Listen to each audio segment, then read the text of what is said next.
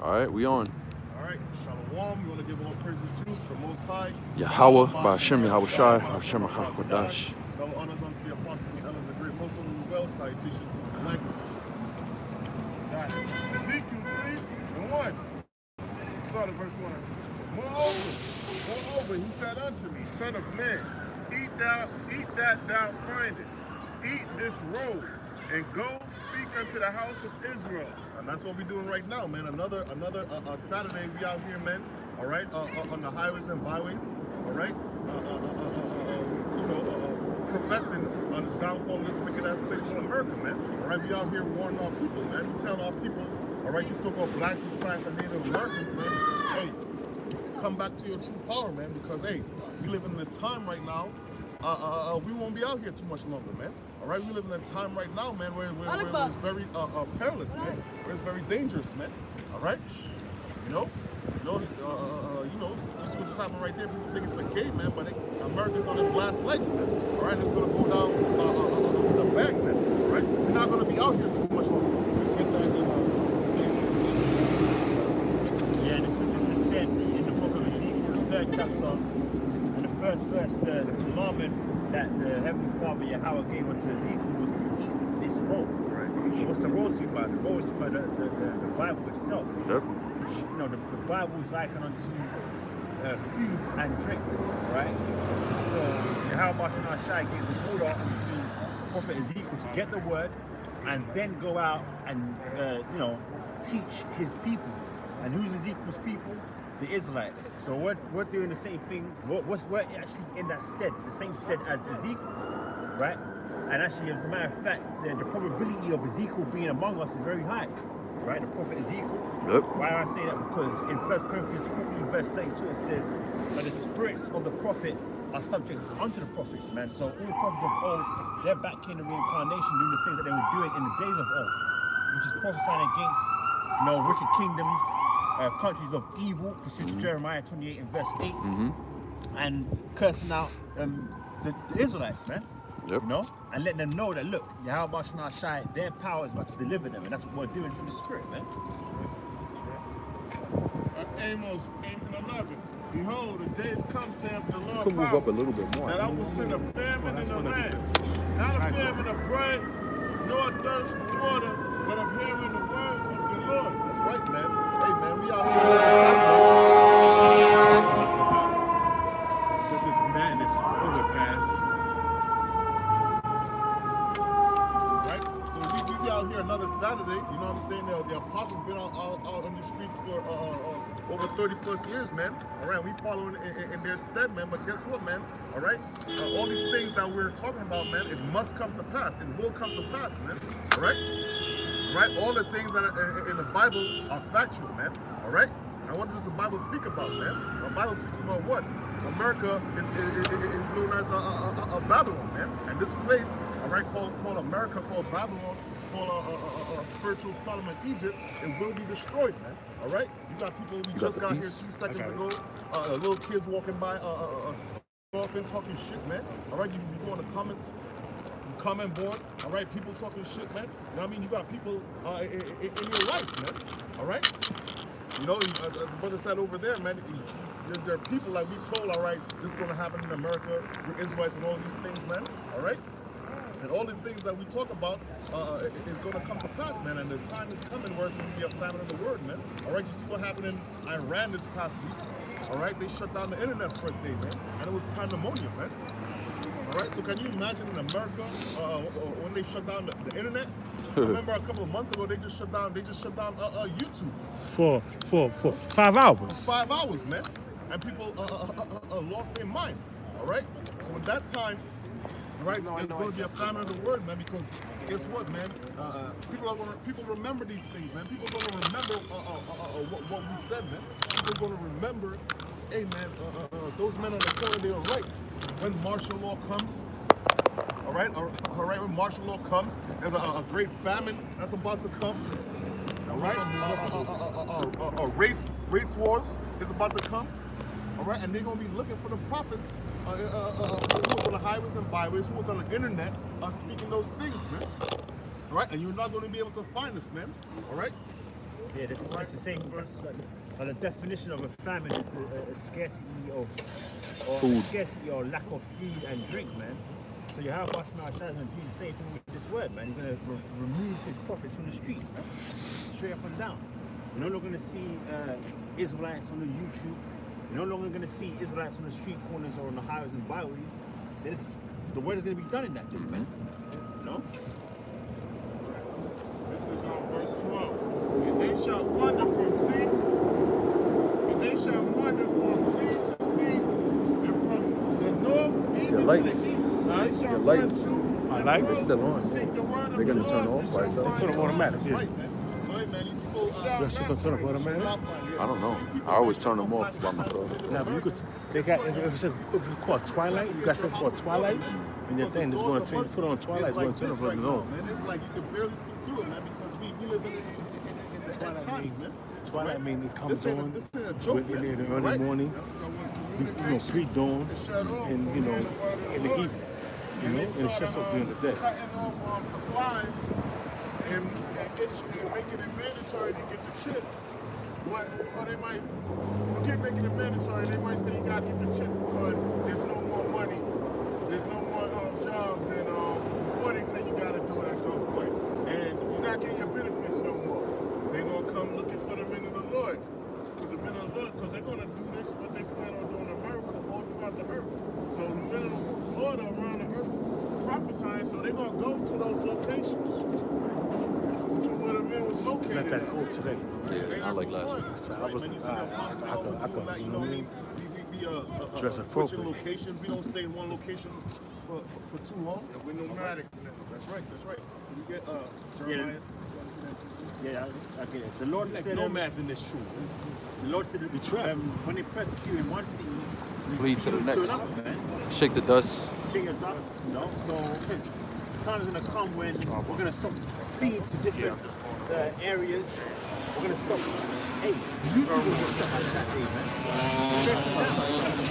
Again, that's the time of the work. Yeah, because the whole purpose of the ministry is to gather the elect. So once the elect is gathered, there's really no reason to go out and prophesy no more. Yeah. That's what it says in Revelation the 7th chapter. Exactly. We're not going to be out here doing this just cause for forever. You know what I'm saying? That's right. We're not going to be just doing this for the rest of our lives, man. The time is going to come where, you know what I'm saying, We taking won't see kind of this no playing more, power to the deacon. right? Oh, that's what I did They got last week. some, Yeah. you know, That shit was I'm not quicker, gonna call right? it other camps' names. We got the But phone right on the they're highway. not on the highway. I was right. I saw They you in put in front of classrooms, me. and they got I was like, women oh shit, next bro, door, put they that's can this see is like- the marathon. like I it's seen a all fun, the like extra it's just a thing to do. That's In not love, right there on the corner. right? I can't They don't have that. It was all right there, know what I'm saying? It's like- I seen that. On the corner right there, right? Yeah, yeah. So I gotta do is that make a U-turn, right? I'll make a U-turn and go right there. That's part right there, right? Where the boat's here, right? In the streets, man. So Right? we'll make a U-turn. And that's what we're doing right now. Good, right? Right? We out there too. We out here in the streets, man. Right? Yeah, no one might not stop, but with the brothers get sued out of them. what the matter is, man. Yeah. A lot of people, you keep on having Double more, parked. all right? Right, bro, we good, bro. You know? Everybody got Jeremiah tights? 17. Jeremiah 17. Right? Hey, in that day, see, man, a lot of people are going to be ashamed, man. Right? You're going to be going back and forth looking for the men of the Lord for answers. But guess what, man? Who gave you answers, man? All right? For free. For $3.99. All right? That's right, bro. You know? Yeah. And the Lord said, come go get that next. Get the brother Isaiah 55 verse 1.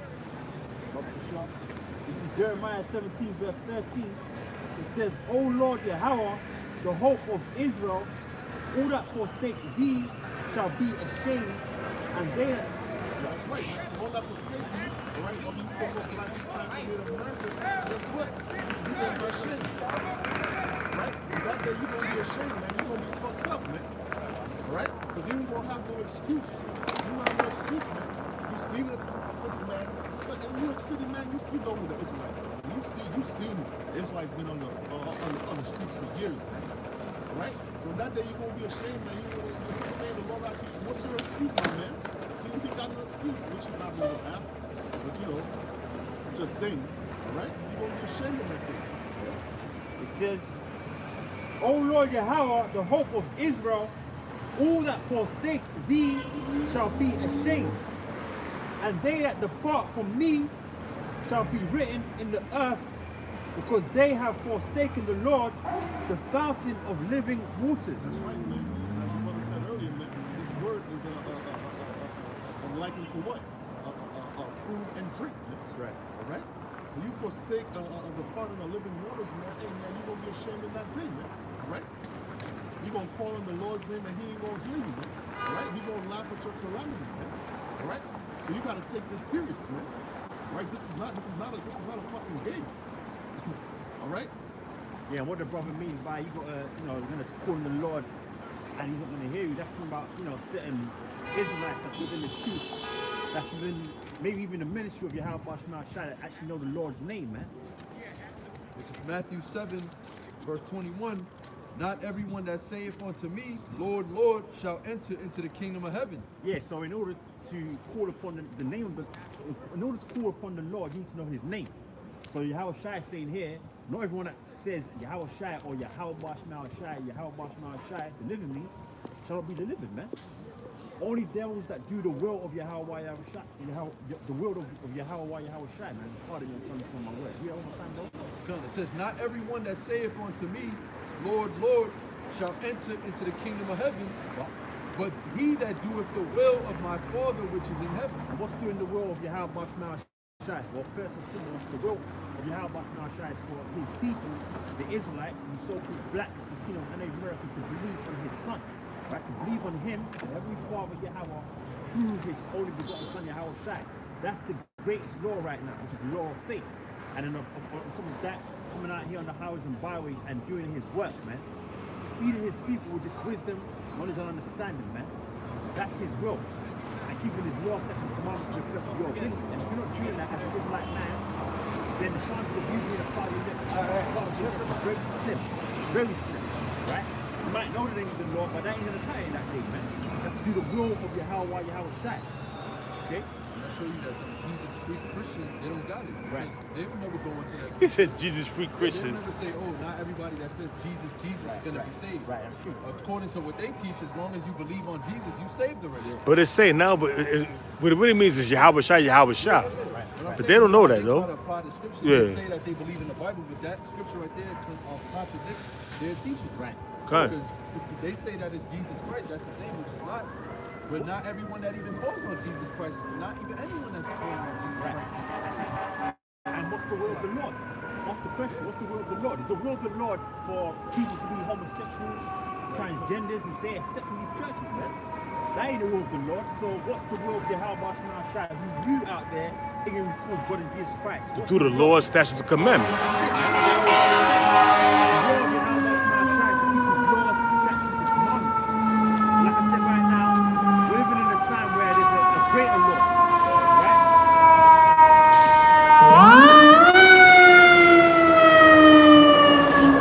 I say that because the laws, statutes, and commandments aren't going to be what save us, man.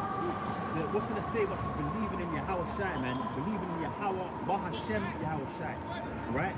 Because it's Yahweh Shai, that's how we're going to get delivered. Not from wearing our garments with the fringes, not from keeping a beard on our face. That's not what's going to keep us or keep us.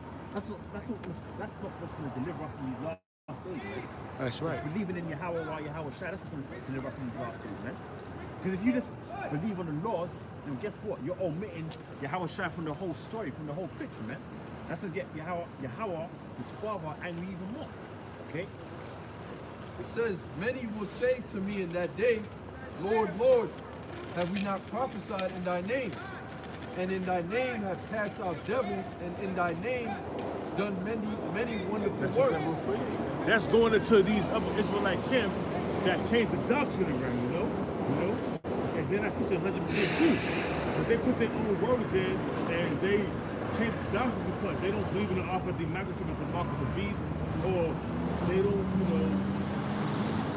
condone that the Israelite foreigners could be saved because they don't look at words. So the word foreigner means alien, and when you look at the word Gentile, it means hey, you know, it goes to different words, man. Yes. Hellenist, you know, going into the. Hey, in order for you to understand this whole truth, you gotta go to the book of the Maccabees, man. When Jacob was being Hellenized by the Greek Empire, man, by Alexander the Greek, and then also Ptolemy, Seleucus, and then Antiochus Epiphanes. That's the history, man. But Yeah. you people don't know, man. Yeah, that's why it says in the book of Acts, the 16th chapter, it mentions the Apostle Paul. I believe they mention Timothy's father, man. Because Timothy, he was an Israelite, but his father was of the Greek fashion, man. Right? It says that his father was Greek, but his mother was a Jewess. Right? So you had our people that were Hellenized that the elder brother was going into, and in order to get the mystery, you have to go back to the history, man. Such as the Apocrypha, such as the first book of the Maccabees, the second book of the Maccabees, where you read about how the Israelites became Gentiles, man. Israelites in the Gentile state of mind. Okay, really, how do you apply that today? Like, how do you so-called Christians in the church, they read the scripture about there's no difference between a Jew and a Greek, right? How you apply that today? You talking about the actual people that's in Greece today? Right. It was historic. It was for that time. It was written in that time period. But Paul was writing to Israelites that was in Rome, that was calling themselves Greeks at that time. How do you apply that today? An Israelite calling himself an African American.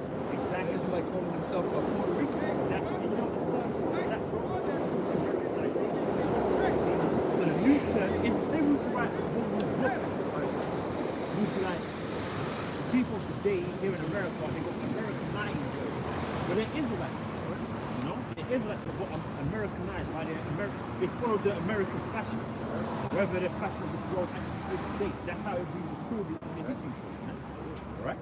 Like you said, to understand the mystery, you got to know the history. And that's the thing that the Christian church lacks. They don't put the thing into perspective.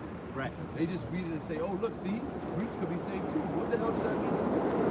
What the people in Greece said, like, what are you talking about? Like, what does that mean to us? Yeah, it says in the book of 2 Timothy 2 verse 15, study to show thyself approved, man. Alright, so you have to study, you have to get into the scriptures, and furthermore, Yahweh Shema Shai, as it says in Psalms 147 verse 19, it says, he showeth his word unto Jacob. So first and foremost, you need to be an Israelite, alright? To get the mysteries, to understand all the scriptures, and then after that, when the Lord, Yahweh Shema Shai, promised that he would give us pastors according to his heart, according to his mind, that shall feed us with knowledge and understanding. That's what the Lord has done by way of his servants, the prophets, beginning with our elder high priest Abba Bivens, you know, which goes back to Elijah the prophet, right? When you get the narrative of the story, Malachi 4 verse 5, down onto our apostles and our elders that we have today of great millstones. Right? What the hell? I got the Maccabees, but since you mentioned, I got it. This is the book of 2 Maccabees, chapter 6, verse 1. It says, "Not long after this, the king sent an old man of Athens to compel the Jews to depart from the laws of their fathers." Yeah, so right there you had Israelites that were living in what? Athens, Greece. Okay, simple and plain. You had Israelites, Jews, Judah, Benjamin, and Levi, right? The southern kingdom of Israel that would actually inhabit in that region. Athens. But you gotta look at it this way too. That old man didn't go off, man.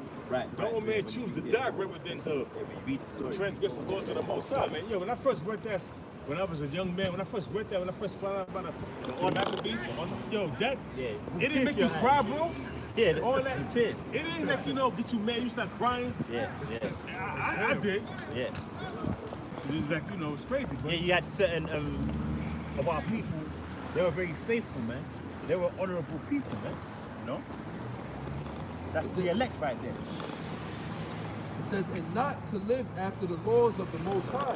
Yes, they've done away with the heritage of Yahweh Shai, keeping his laws, statutes, and commandments, man. This is what our people done, and this is what made them. This is what made them Gentiles in the sight of Yahweh Shai, man. This is what made them Hellenists, okay? The law, statutes, and commandments was given to who? Israel. Once Israel is not people, they don't really know that was given to people. Once they're not people, then what do they learn? What are they now? They're basically heathens.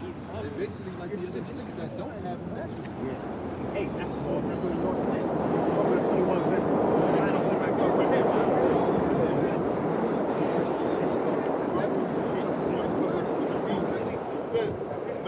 wandering out of the way of understanding. Now, first and foremost, it tells you in Psalms 147, verse 19, that Yahweh Shai showeth his word unto Jacob, his law, statutes, and commandments unto the Israelites. Now, you haven't dealt so with any other nation.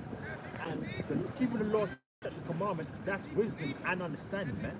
Okay? So this is from an Israelite here. This is only the Israelites that have the law, statutes, and commandments, that have the understanding, man. First and foremost, no other nation. Go ahead. It says, the man that wandered out of the way of understanding shall remain in the Congregation of the dead. Yeah, and who wasn't given the law, statutes, and commandments? The other nations, right? The other 17 heathen nations weren't given the law, statutes, and commandments. Therefore, they're dead in the sight of Yahweh Shai. Spiritually or physically? Spiritually dead, man. Right? They're spiritually dead. So that applies to 2/3 of our people that don't have this wisdom, man. They're spiritually dead in the sight of Yahweh Shai. They're spiritual Gentiles. You know? Verse 2, and to pollute also the temple in Jerusalem. Okay, so like in 2 Maccabees 6 and 2. And to pollute also the temple in Jerusalem, and to call it the temple of Jupiter. They started, worshiping false gods, idols, in the temple of Yahweh Shai, man. So that was an abomination in the sight of the Lord, and that's why it jacked up our people, man. Okay? Beginning with the Greeks, and then went to the Romans, and now we're back in the Roman Empire all over again. Okay? Underneath the so-called white man who's Esau Edom. Go ahead, bro. It says to call it the temple of Jupiter Olympus. Yeah, the temple of Jupiter and Olympus, man. That's a false deity, man. That goes back to the ancient Greeks. And we ain't Greeks. Go ahead. And in garrison of Jupiter, the defender of strangers, as they did desire that dwelt in the place. The coming in of this mischief was sore and grievous to the people, for the temple was filled with riot and reveling by the Gentiles, who dallied with harlots and had to do with women within the circuit of the holy places. So they were having orgies. That the whole concept of the orgies, that go back to the ancient Greeks. Same thing with gymnos, with the gym. Also, the temple prostitute that was going into the temple. It was in the temple after sex. Say it again. Say it again. I'm sorry for cutting you off, but that noise is. Okay. Also, the temple prostitutes that was in the temple having sex in the name of these gods, man, that they was worshiping. They was called temple prostitutes. They was doing that in the temple of Yahweh Shai, man. That's what these damn heathens was doing. In an attempt to defile our power, in an attempt to defile our heritage. That's right. Israelites doing that too in the temple. They was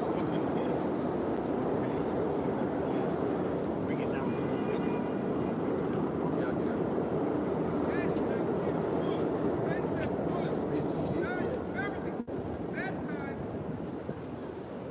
It's the book of Galatians, chapter 3, verse 28. It says, there is neither Jew nor Greek. There is neither bond nor free. There is neither male nor female, for ye are all one in Hamashiach Yahushua. That's right, man. Yeah, this is Galatians 3 and 28. There is neither Jew nor Greek. There is neither bond nor free.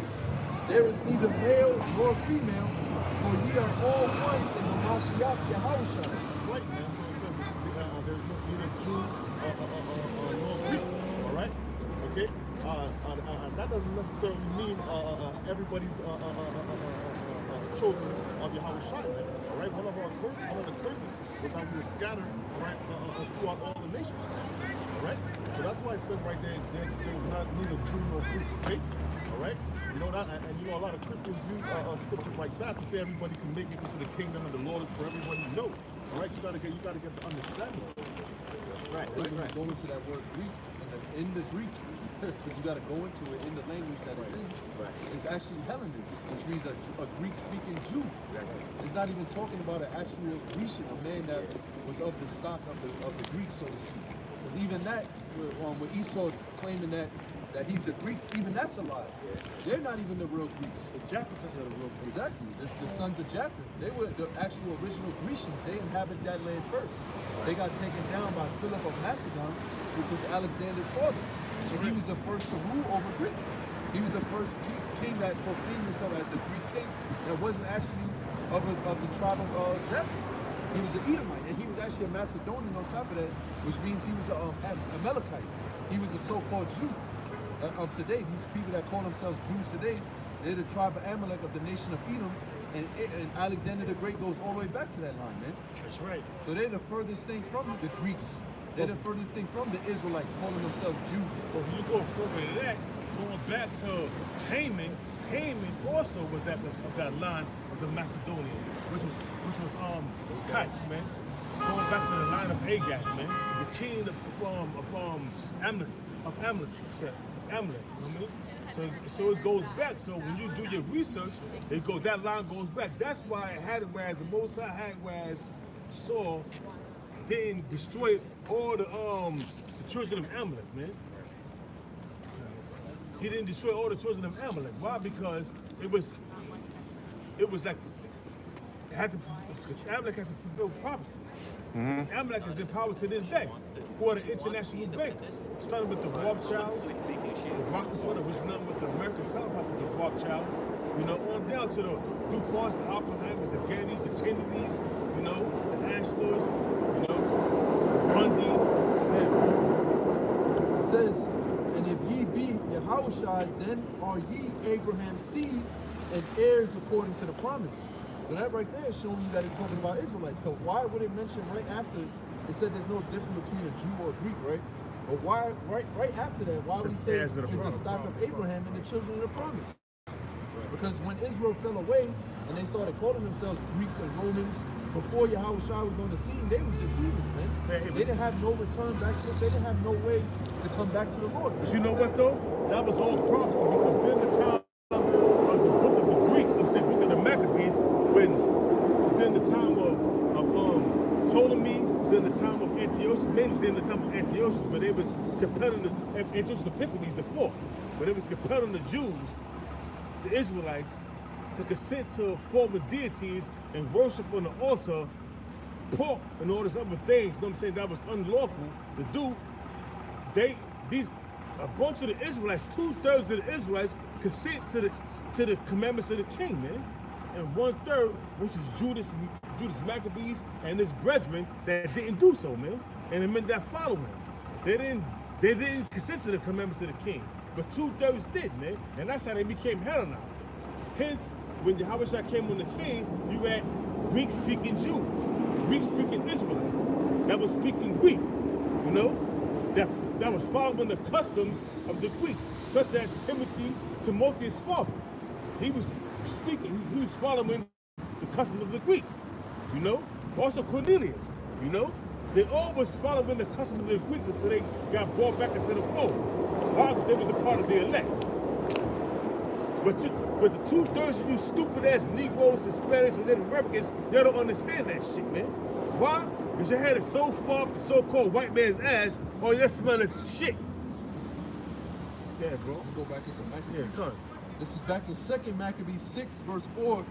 It says, for the temple was filled with riot and reveling by the Gentiles, who dallied with harlots and had to do with women in the circuit of the holy places. And them Gentiles was talking about Israelite men, man. Israelite foreigners that lost their nationality, man. They was doing all kind of manner of wickedness, man. Following the ways of the heathens, man. You know, temple prostitution, you know. Worshiping different deities, right?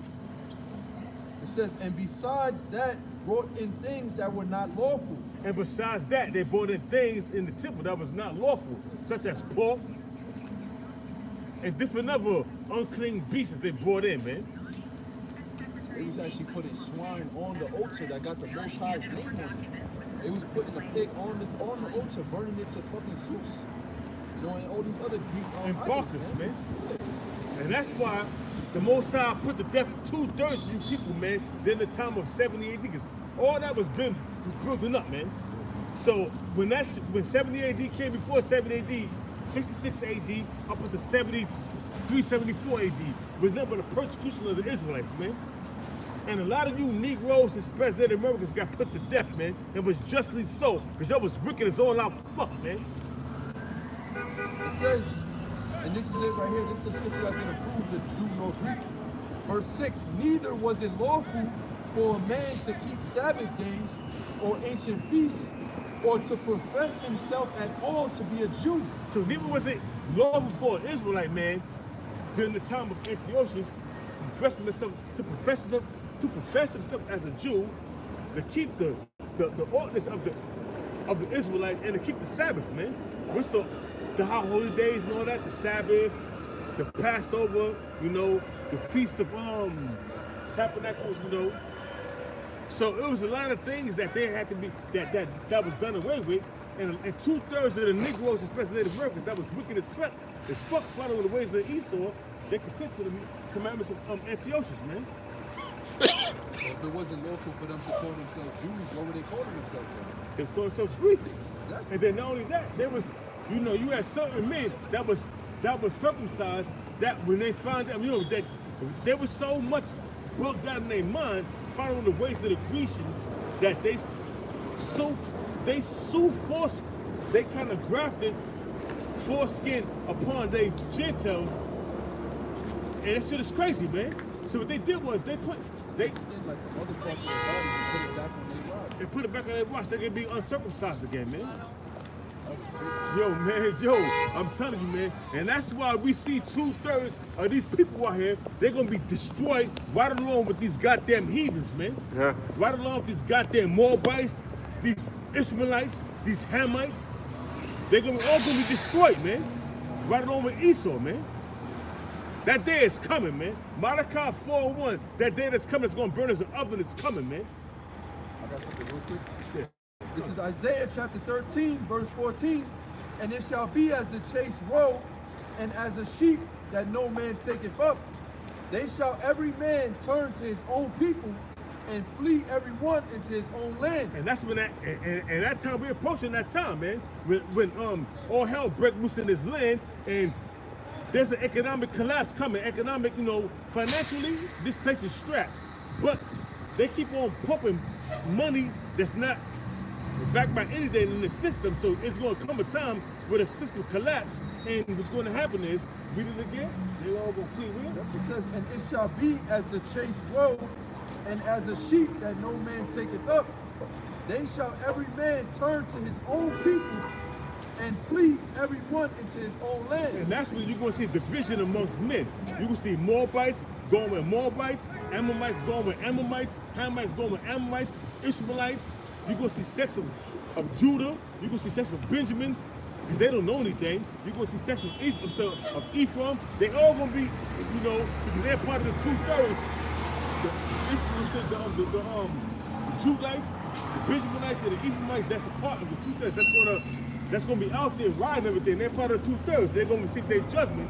But you know, every man is gonna flee to their own land. Why? Because of the famine, because of the pestilence, because of the economic collapse of this nation. So everybody gonna get the hell out of this country. They're gonna flee to their own land, man. Why? Because they're trying to preserve their riches, man. They're gonna take whatever they can muster up in this country, whatever they could save during the time of the economic collapse, and they're going to take that bread and they're going to flee this country and go to their own country and live with the bread that they got, that they made in this land, man, whatever they have left, man, after the economic collapse, man, after the haircut. Yeah, man. It says, every one that is found shall be thrust through. Every one of you Negroes, Hispanics, Native Americans that have joined yourself unto Israel, unto Ishmael, unto Edom, mainly Edom, they're going to be thrust through, because, you know, not only are you Negroes, Hispanics, Native Americans, you got your head of the so-called white man's ass, but you also got your head of the so-called Arabs' ass too, man. The Islam movement. So guess what? You're gonna be destroyed right along with them. Read, bro. It says, and every one that is joined unto them shall fall by the sword. And every last one of you Negroes, Hispanics, Native Americans that joined unto Esau, Ishmael, Ham, you're going to fall by the sword, because you got a large portion of our people that joined unto Ham too, with this Kemet shit, man. They're going to fall by the sword, right over Ham, man. Right over Ishmael, right over Esau, man. What about that Amen Ra shit that the dudes worshiping? Amen Ra? That's that Kemet shit, man. Yeah. That's that Kimmich bullshit, man. Yeah, bro. Egyptology shit, Amen Ra, man. Come on, man. It says, this is Proverbs 11 and 21, though hand join in hand, the wicked shall not be unpunished. It says, though join hand in hand, you Negroes, Hispanics, Native Americans, joining hand in hand with the so-called white man, we should overcome that Martin Luther King spirit. You're not gonna be unpunished, man. You're gonna get fucked up right over with the so-called white man. You're gonna get your just due, man. Read it again, Baba. So can sink into these people's ears. Though hand join in hand, the wicked shall not be unpunished. Who's the wicked? Was not the earth given into the hands of the wicked? Job 9:24. Who is the wicked? The proof who's the wicked. The proof who's the wicked. You go to Malachi, the first chapter, the 4th verse, man. Esau is the wicked, man. So who's joining hand in hand with the wicked? You Negroes, Hispanics, and Native Americans that want to be a part of this system. You're joining hand in hand with Esau. And guess what? You're not gonna be unpunished, man. You're gonna be destroyed right over Esau. Right now, we're in the time of war. We're in the time to hunker down and to be circumspect. But guess what? You Negroes, Hispanics, Native Americans, part of the 2/3, you took me in the time of mirth. Why? Today's the 23rd of November, and 3 days later it's Thanksgiving. Hey man, I'm telling you, man. Yeah, you talking shit, right? I ain't, what he said? I know. Fucking piece of shit. But what is he doing with that dog? What he doing with that dog? What he doing with that little dog? Right now you fucking them, but you're gonna eat that dog in the time of your calamity. Right now you popping that dog. But in the time of your calamity, you're gonna eat that dog. You fucking wreck bastard. Nasty motherfucker. Yeah, bro.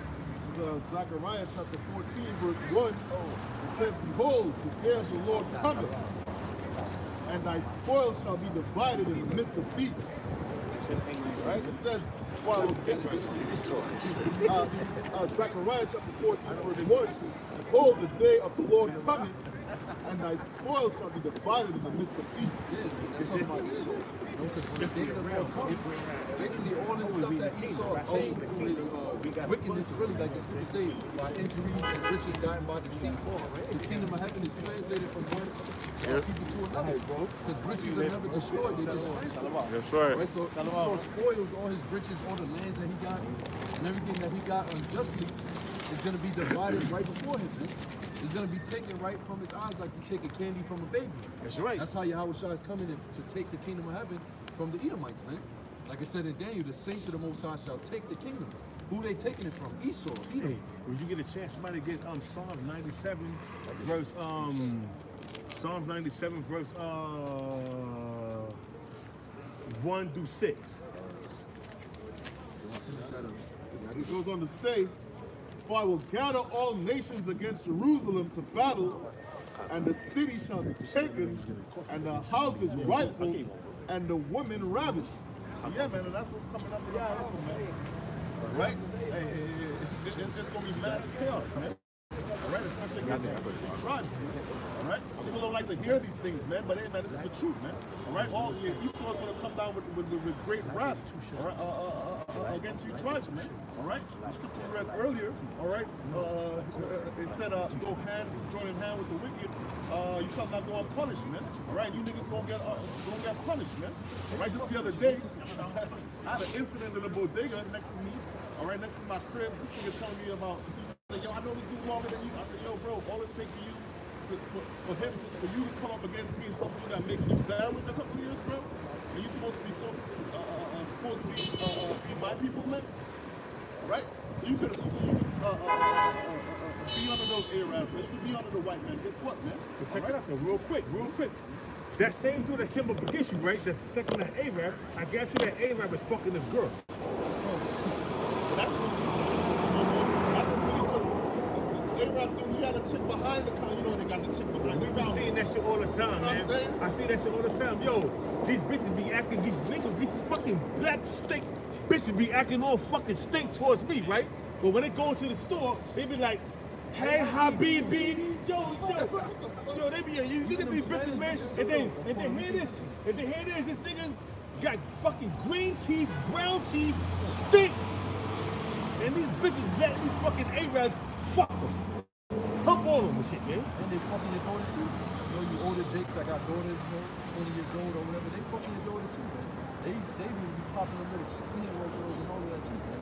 They do that in their country. There's nothing wrong with that, so they come over here with that same spirit, man. And Because- they be fucking them, bro. Yeah, I seen shit. And you know why? My job, it was a little 13-year-old girl, right? And she was trying to pick. I knew she was young. I knew her pops. She was flirting with that, yo, bro. You think that shit's appropriate, bro? You know what? You fuck with her, bro. You know her pops, don't you? In A-Line. Sounds like, yo, you know her pops, don't you? He's like, yeah. I'm just talking to her. That's no, you not. That's it. I know you do, man. That's the shit on you. That's the shit on you. Fuck. I see. Stop trying to see that. You know what you do, bro. Let me tell you something, bro. You battle living in Manhattan, man. If you ever talk about that, man, I will fuck you up 9 ways to Sunday. You hear me, man? You fucking stinking camel jock sand nigga. I came up against that nigga hard. He was like, what? And you heard me up before. What you gonna do? That shit got me mad, bro. Because you know, she's 13. This turned 12. She was 12, this turned 13. But she was thick, you know what I mean? Yo, bro, these Israelites, man, they're gonna pay too, right along with Yeah, fucking- because they don't like their daughters around us. But when you go to Psalms 83, who's first?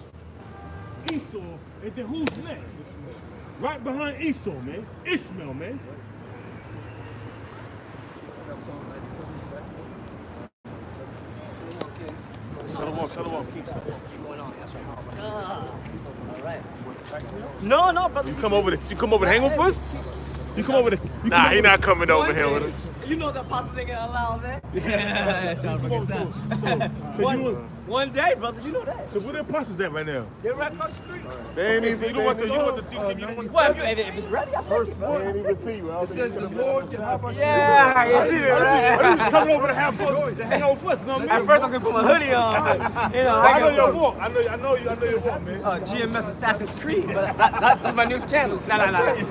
Nah, everything good though. Yeah, how's your mom? Oh man, she good, man. My aunt had left for me. You know, she's coming back this week. Now, I told her to, you know, because you know, Daniel 4:17. The Most High never has been in control. Nor the earth belongs to the Lord ever since it was created. The world don't belong to Esau, man. The earth don't belong to Esau. But right now, you can obviously see this scripture hasn't been fulfilled because in Proverbs 29:2, it says when the wicked are on authority, the people mourn. Nobody's rejoicing right now, man. Why? Because the wicked are mourning. The Edomites. But when your house died, when you speak the righteous, and you like that which is the righteous, then the wicked are going to rejoice. Then the idols are going to rejoice. The earth is going to cry out the streets. Good. Now, I'm going to rejoice when the kingdom of heaven is established. So if you against that, you a goddamn fool, man. If you have a problem with a preacher, you're evil, man. You have a lot of in the house beside you. Because why would you be against a righteous king? All you got to do. Why would you be against everlasting and happiness on the earth? Why would you be against it? It says, clouds and darkness are around the mountain. That's a metaphor for the chariot. I see you later, brother. Hey, shalom, elder. Clouds and darkness are around the mountain. That's how the Lord is coming back, man. All right? What the scripture say, man? The day of the Lord is That's darkness crazy, and not- man. and not light, man. You know, it's clouds, man. crazy, You bro. know, even with great darkness, man. You know, it's a lucky, man. And those clouds represent what, man? Those chariots, man. All right? The so-called UFOs, man. All right? That's how the Lord's coming back, man. All right? With clouds and darkness, man. Hey, I'm going to show my guitar. It says clouds and darkness are round about him. Righteousness and judgment are the habitation of his throne. That's right, man. So righteousness and judgment. So the Lord has come back to bring righteousness back on the earth. But he has to judge, man. All right? And how he going to judge, man? Hey, guess what, man? A mass death, man. All right? And it's going to be in righteousness, man. All right? People like to say, old man told me that one time. He said, yo, I don't believe in God. I said, why, man? He said, if you believe in God, why is there so many killers? Why is there so many people dying? Why is this going on earth? But you don't understand.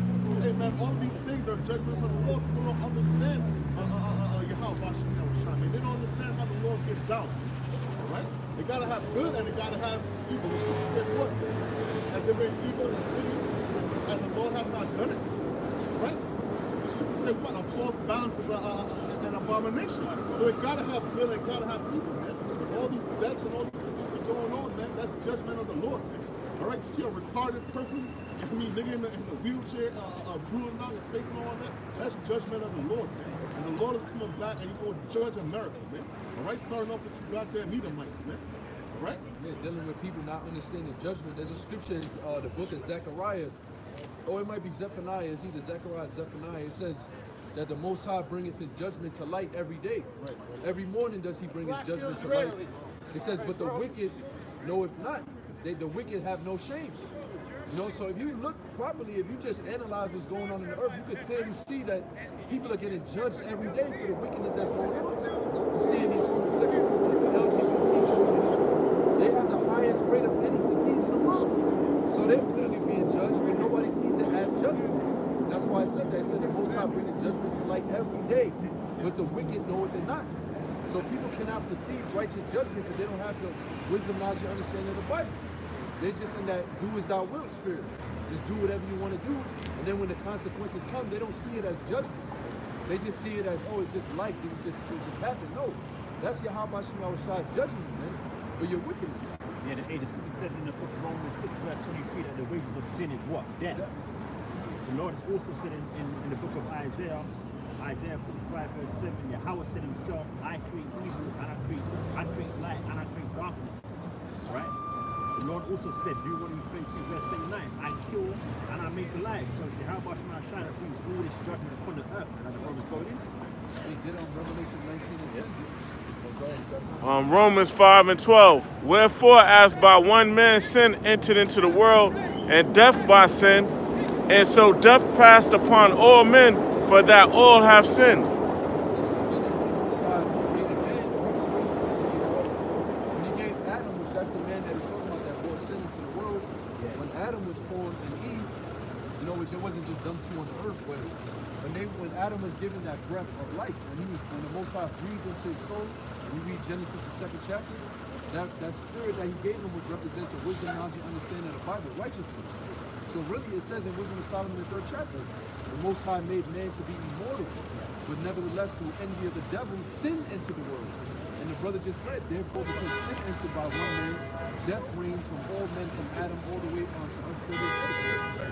Go ahead, you got something? Yeah, because you said... A new, that's why it's speak about a new Adam. This brother mentioned that there wasn't just Adam and Eve, right? Genesis 5 and 2. Male and female created he them, and blessed them, and called their name Adam. Yeah, it says in the, I think it's that he created man in abundance. When he created the beasts, the 5th day, you know, he created the whales and the seas, he created the animals on the earth, and man was also part of that too, because it said, let us make them in our image. And he was talking about the Elohim. That's another misunderstanding when you read Genesis. People think it was just the Most High that made everything. No, it was the angels with Yahweh Shai that made everything. Yeah. When they said, let us, Elohim is powers. The ones that was with the Lord since the beginning. The ones that formed this whole world as we know. When they made man and woman, they did not just make one man and one woman. Because then they would have to be incest. They would have to be crazy incest for that to work. Because you would have to sleep with your own sister to procreate. And the Most High totally against that, when you read the scripture. So how could that be? It was an abundance of people that was made all at one time. All right, and Adam and Eve were just the chosen out of that lineage. That's what that was. The Most High chose Adam and separated Adam from the rest of the Adamites. Because it said he called their name Adam. Yeah. All right, there, meaning that whole tribe of people, they were called Adamites. Yep. You got something? I got something real quick. This is Genesis chapter 1.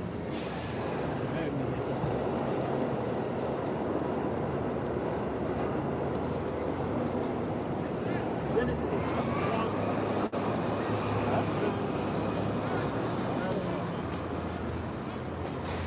17. And the powers set them in the firmament of the heaven to give light upon the earth, and to rule over the day and over the night, and to divide the light from the darkness. And the powers saw it was good. And the evening and the morning were the 4th day. that was the fourth day they made the sun and the moon, the different stars, so the God day from night. That was 4,000 years. That's right, yeah, because it said in Peter, be not ignorant of this one thing. 1,000 days of man is one day to the Most High. That's right. So these are not literally 24-hour days. Remember, days didn't even exist as this. A day to us is when the sun and the moon come up and down, but it wasn't even created. So it can't be talking about day to him. It's talking about day to the Most High. What's 24 hours? Exactly. So how does it exist? Because the sun didn't exist yet. It says, verse 20, Genesis 1, verse 20. And the power said, let the waters bring forth abundantly the moving creature. That's right, that was the point. Abundantly. Let the waters bring forth abundantly the moving creature. So that's talking about creatures on the earth and even creatures in the sea. You know, they were brought forth in abundance, and exactly, that includes man, because we are Yeah, creatures. The word 'cause creature you- is creation. That's right. That's what it means, man. Want to say something? I got you. Back in Genesis 1, verse 20, the power said, let the waters bring forth abundantly the moving creature that have life, and thou that may fly above the earth in the open firmament of heaven. And the powers created great whales and every living creature that moveth, which the waters brought forth abundantly after their kind, and every winged fowl after his kind, and the powers saw it was good. Yeah, so all beasts, all mammals, all animals, anything that moveth upon the earth was made in that fifth day. That includes man. It's gonna exactly what they say, right? Yep. Next verse. It says, and the powers blessed them, saying, be fruitful and multiply. So you'll remember, like he's going into the verse above says, and the powers created great whales and every living creature, right? The Bible says. Man too, man and woman too. We're a part of that. It says, verse 22, and the powers blessed them, saying, be fruitful. At that time we had man and women having sex, bringing forth life, children in the world. Exactly, yeah, even the animals. That's all really animals know how to do. They just eat, they survive, and they have sex. You know? That's the commandment that the Most High gave. Order. Yeah, exactly. It says, and multiply and fill the waters in the seas, and let the fowl multiply in the earth.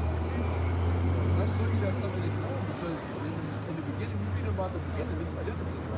The Most High made everything, and He said He gave a commandment to be fruitful, multiply on the earth. But what do you see going on in the earth today? Animals going extinct. Animals disappearing. Species of animals just gone. Animals dropping dead. They're doing the opposite of being fruitful and multiplying. They're decreasing. Man and woman, man and man. Exactly. But you got to bring that out. Homosexuality, that doesn't bring forth life. That brings forth death and disease. Death, disease, and germs. And germs, you know, and irritants at that. You don't have to sex from man and man together or woman and woman together. That fucking that's an abomination and that's your spirit. If you're, you know, if you have an upright spirit. Okay? I'll show you something wrong. I'll show you that something terribly wrong in the earth. Right. You know, the ways of the Most High is being corrupted. Once again, just like before the flood. It said the ways of the Most High was corrupted upon the earth. Exactly.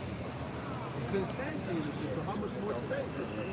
Go ahead. Yeah, Amos 9 verse 8, the eyes of the Lord are upon the sinful kingdom. But that's happening all over again. The eyes of the Lord are back then, by way of the prophets. We had prophets back then, and it's happening all over again. Right, you got the scene with the angels in the sky and the chariots, the people out there in the UFOs, and then you got the man of the Lord. Right? Well, piercing the eyes of the how much outside looking upon the wickedness upon this earth. Right? Now it says, verse 23, Genesis 1, verse 23, and the evening and the morning were the fifth day. 5,000 years. Most High gave the sanction to the outside angels to make man, to make creatures, sea animals, whales, dolphins, whatever, all of them. You know what I'm saying? And that's how everything was made. Basically, after everything was formed, you know, the Sabbath, the Most High took that 7th day, that 7,000 years as a rest, sanctified that 7th day as a Sabbath. And then the next day, when you read Genesis, the 2nd chapter, that's going into after everything was created. We read about Adam and Eve. So it wasn't like he just made Adam and Eve after he did that 6 days of work, he rested. That was it. You know, there was no more work being done after that. So when Adam and Eve, they was, you know, that whole story that Eve was taken out of Adam's rib and the Most High made her off the rib. Nah, man, she was already alive, man. She didn't just get formed out of dust. The Most High already did that on the 6th day. I mean, on the 5th day. Right. He wasn't doing no work after the 7th day. That was a Sabbath. He took man from those group of people that he made and sanctified Adam. Yeah, hey, and the Heavenly Father, Yahweh himself, he comes into the picture, this slides into the picture in the second chapter. That's actually when you that's when it says Lord in all caps. That's when you actually know that, you know what, it's the Heavenly Father, Yahweh, that orchestrated the whole thing. However, he has servants to do that. Everything that you read about in the first chapter, Genesis, the first chapter, he has servants to do that, right? Including his son Yahweh Shai and his brothers, known as the elect, right? The ones that were with him in the very beginning. All right, the powers, the Elohim, man.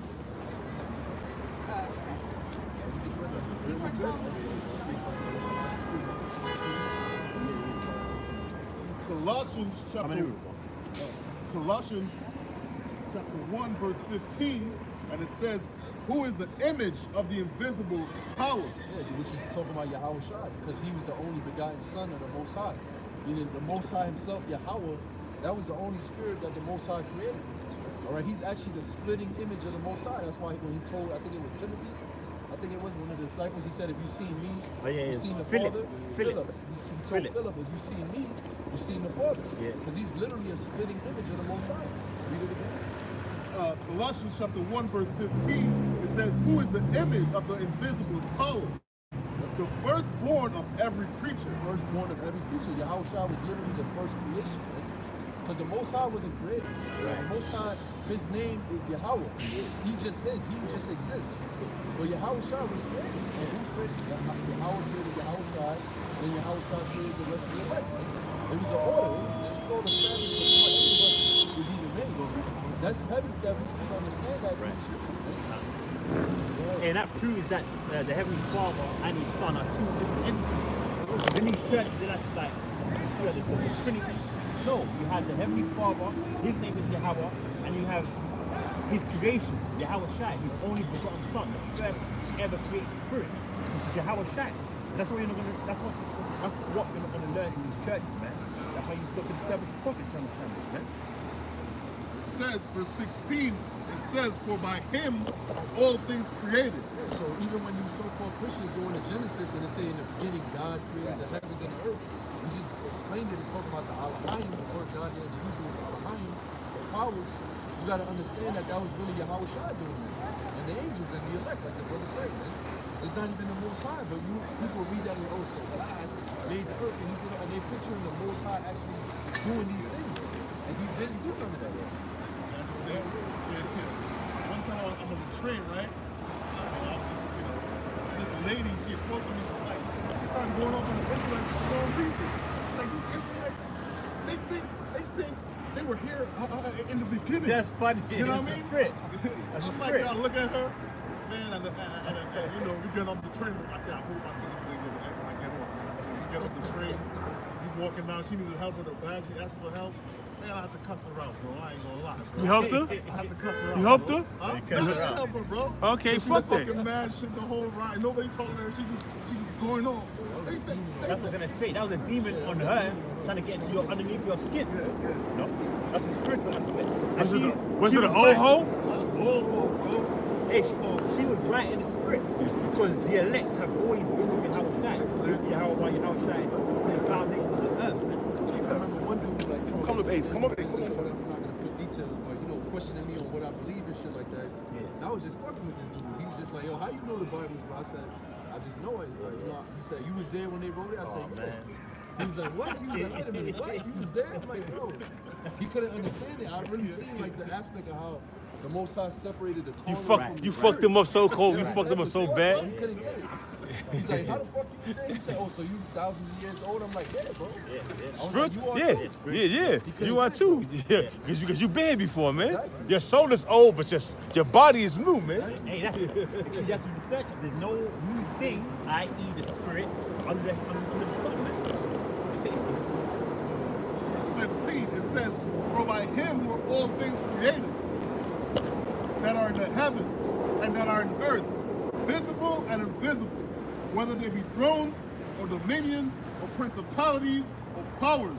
All things were created by him and for him. That's right. All things belong to Yahweh Shai, man. That's right. That was the sanction that the Most High gave him. When he went up on the cross, and what he said it's finished. Yeah. You know, he basically did what he had to do. He came down to the earth, he sacrificed himself, and after when he went back to the Most High, we Acts the 1st chapter, he received everything, man.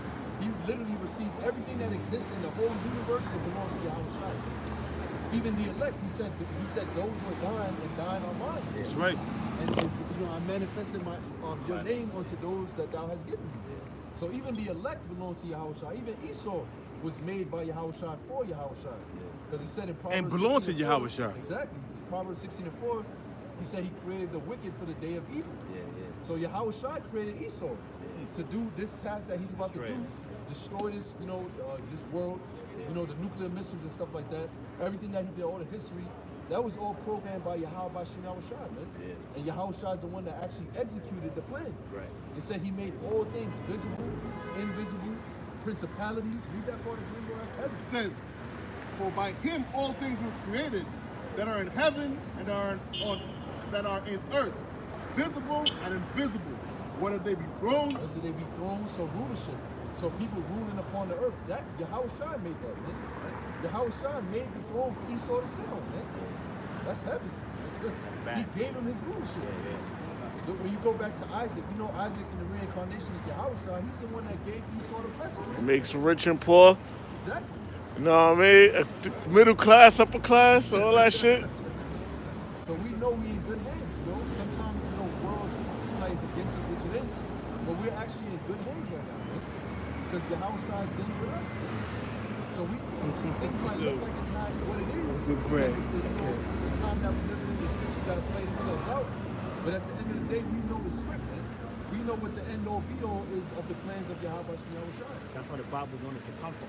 That's right. Comforted. That's why it says in Isaiah the 40th chapter, the 40th, before they said the first verse, comfort ye my people, man. You gotta comfort the people of the Most High with these scriptures, man. You know? We're not talking about no fucking fat black ass nigga that's in jail right now for tax evasion. He's not the comforter, man. He can't comfort. He can't Simon comfort says, himself pay right your now, man. taxes, He nigga. can't even comfort himself right now. Simon says, Pay your the taxes, boy. nigga. It says, Render the Caesar with Caesar. says whether they be thrones or dominions or principalities or powers. Oh, principalities, that's going to what? The demons, man. So Yahweh Shai is even over the demons. Okay, you people out there, Satan, our Lord and Savior, Yahweh Shai, or Yahweh gave Yahweh Shai the power over Satan, you know, which he created himself. So that's the level our Lord is on, man. You know? When you read the book of Romans, the 8th chapter, it speak about how the Israelites are joint heirs with Yahweh Shai in his kingdom. And then get that real quick in Corinthians, 1 Corinthians 12.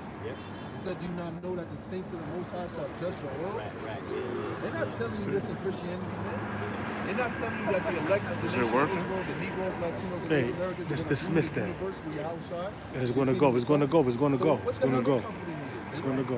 It's comfortable. Right, they're not even breaking down. Just who dismiss the that, saints are. and it's gonna still What be does the word recorded. saint mean? See? The word saint Let me show basically you. means to be sanctified or made holy or separate. And Yahweh Shai has, well, who the world ignorantly calls God and Jesus Yo, Christ, bro. has a separate See if it's people charging. here on the earth, man. And they're known as the Israelites. That's right. How did he separate us? By Charging, giving us right? the No, law, it's not. statutes, and commandments. That's what makes us the saints in the sight going of on? the heavens. Now it's there we charging. go. We good. Bring it out. Okay. Okay. Yeah. 2 Corinthians 12 and 1. 2 Corinthians 12 and 1. It is not expedient. No, that's not even 6. My bad. 2 Corinthians 6.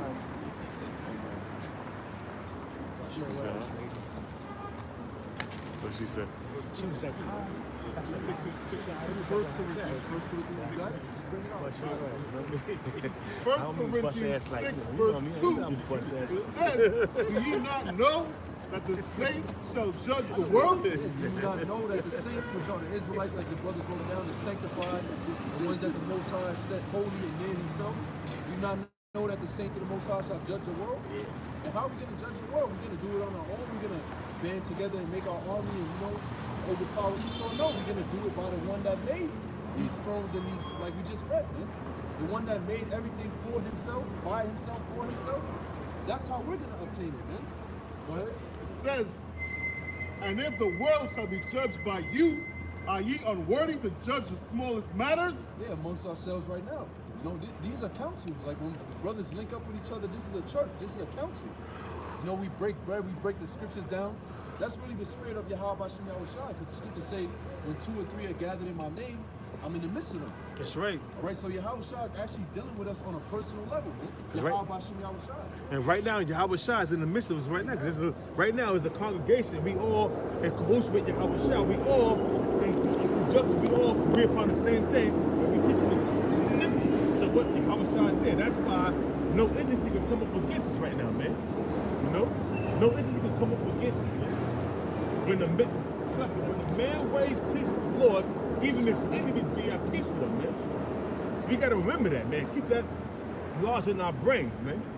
You know? And the Lord also said through Malachi that they spoke amongst themselves. That's right. And a book of remembrance was written for them, man. That's right. So right now we're speaking amongst ourselves. Every time that we come out here on the highways and byways, we're speaking amongst ourselves. Every time that we upload a video, we're speaking amongst ourselves. Prophesying to the wind. Exactly. Because ain't nobody listening to us right now, man. Ain't nobody listening to us right now, man. We prophesied to the wind, man. We prophesied to whoever going to get this when we upload it, man. We not going, the order came down, we're not going live right now. So when we upload it and it goes out out there on the unicorn, man, guess what, man? Whoever missed to grab this right here and they watch the video and they get edified, man, hey, guess what? It was for them, you know? You know, but the rest that didn't get it, that watched it and scoffed and scorned, that's their judgment, man. You see? You get 2 classes, man. Those that's slated to get this and those that's slated to be judged by this. So very same way we bring it out, man. And that's just the bottom line. You got a lot of fucking weirdos out here, man. Weirdos, man. Weirdos, man. No matter where we go, where we in the old camp, where we over in the Hindermost in the woods, man, you gonna see weirdos.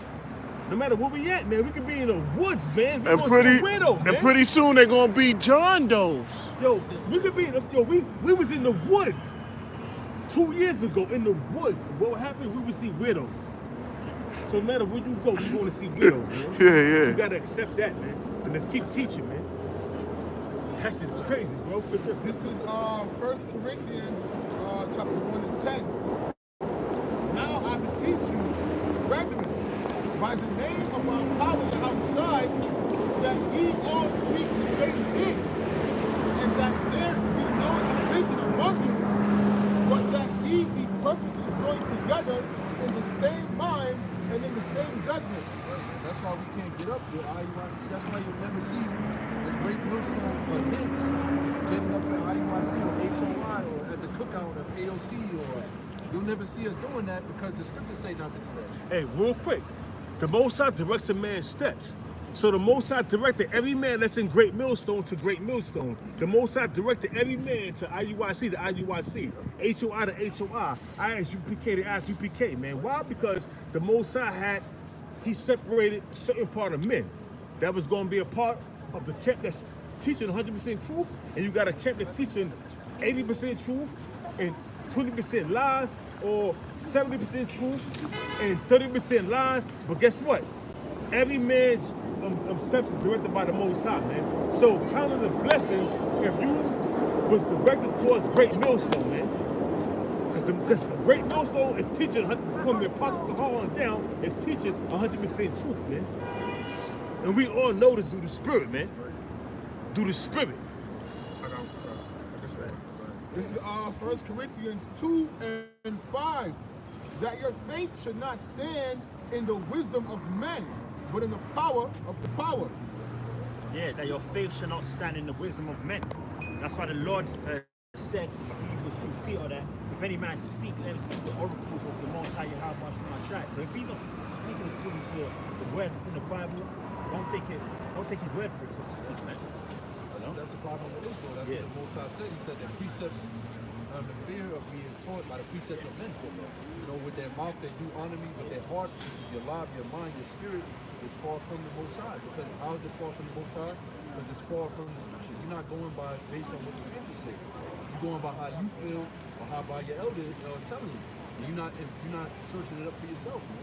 You gotta search this thing up for yourself. The scriptures say, work out your own salvation with fear and trembling.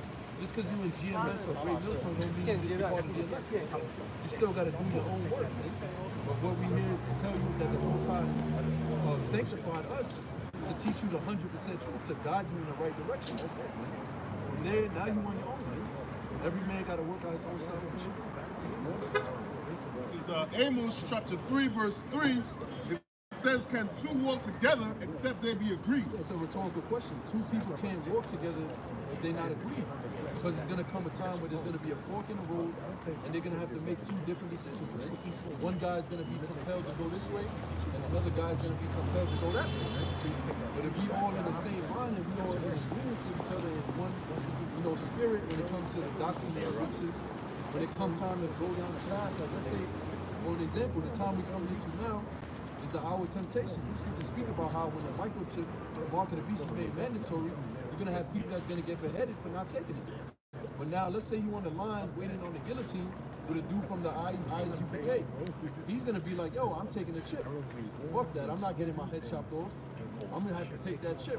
But a brother in Great Millstone that knows that the mark of the beast and know the judgment of taking the mark of the beast, he's going to be like, nah, I'm on the line to get my head cut off. Fuck that.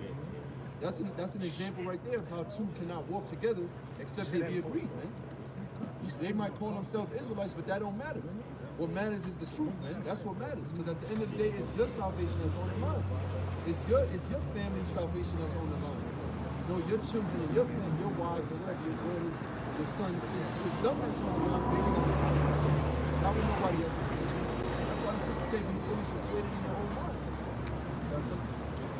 Romans chapter 16, verse 17, it says, now I beseech you, brethren, mark them which cause divisions and offenses contrary to the doctrine which ye have learned, and avoid them. So not only do go into that Greek word mark, it's okay. It means to basically put a target on something. When you see a dude teaching an off doctrine, it's not teaching the same thing that we teach. That's why we mark things like that, man. These videos on you see the apostles, they might do a video on the dude. Everybody, why y'all beefing? It's not beefing. We doing what the scripture said to do, man. Putting a mark upon that man in accordance to letting all Israel know that dude is off, man. This guy teaching that only the Negro tribes of Israel. That's off, man. You got to mark a dude like that. Let everybody know he's off. That's not according to the scriptures, man. You got Israelites calling his name. You got the so-called Latinos and Native Americans that are also the tribes of Israel, man. No, I'm just going to say, man, like, yo, You know what I'm talking about. no, yeah. Listen, if you believe that the Northern Kingdom, so-called Puerto Ricans, down to the Mexicans are not Israelites, man, you lost. Right? The Lord ain't dealing with you. Right? Because with a spiritual eye, man, it's a very easy thing to see. Right? That's really like a basic thing to see.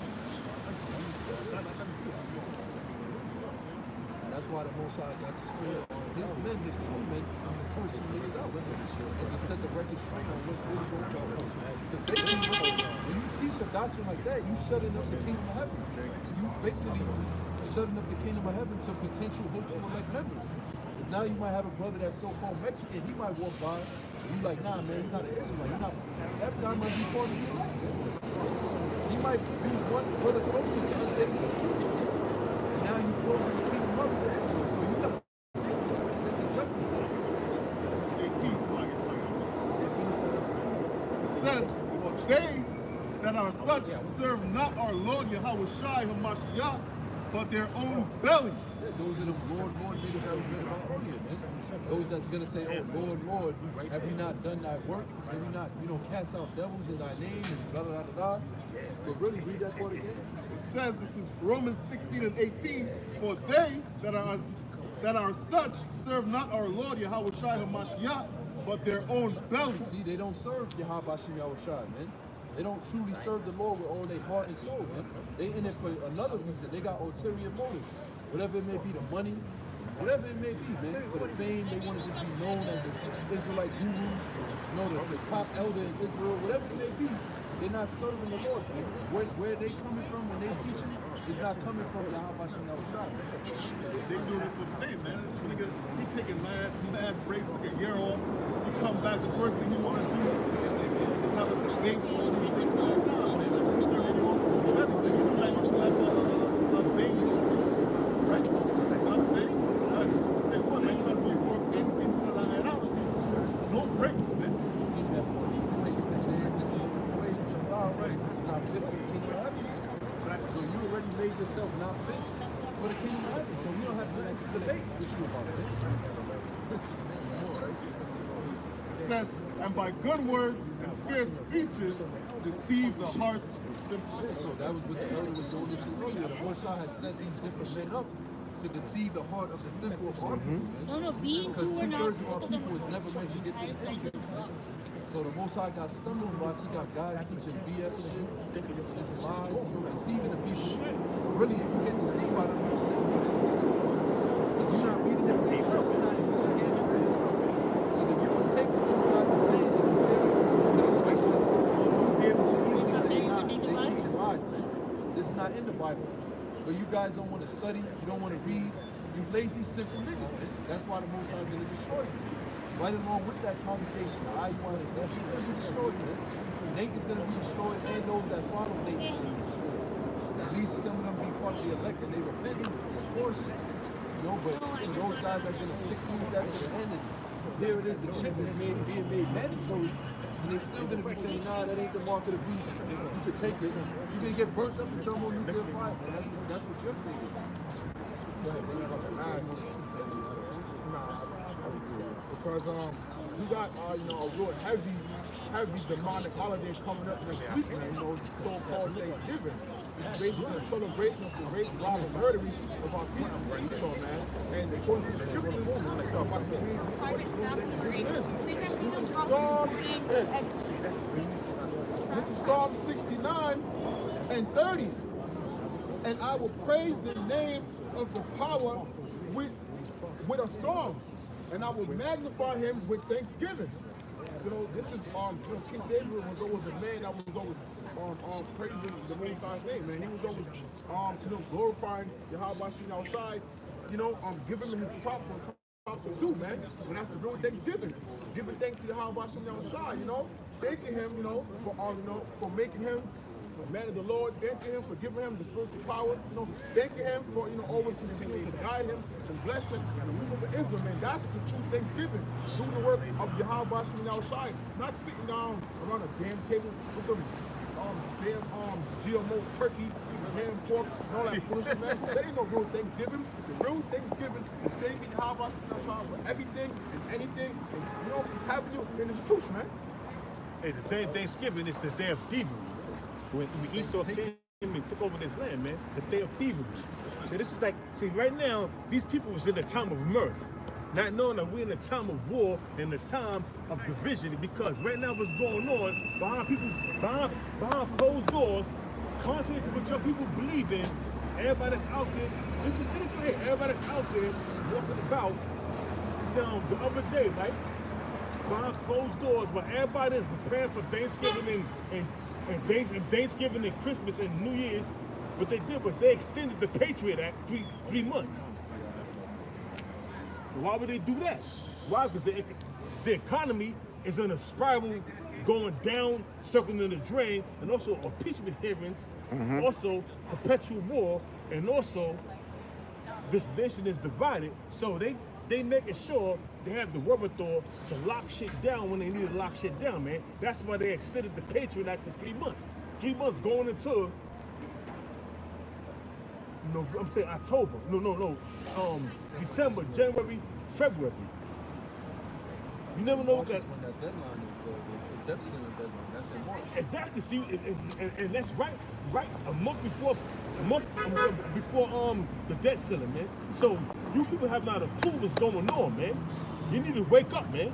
But you're not gonna wake up. So right now you're in the time of mirth, because when February comes, you're gonna be in the time of violence time.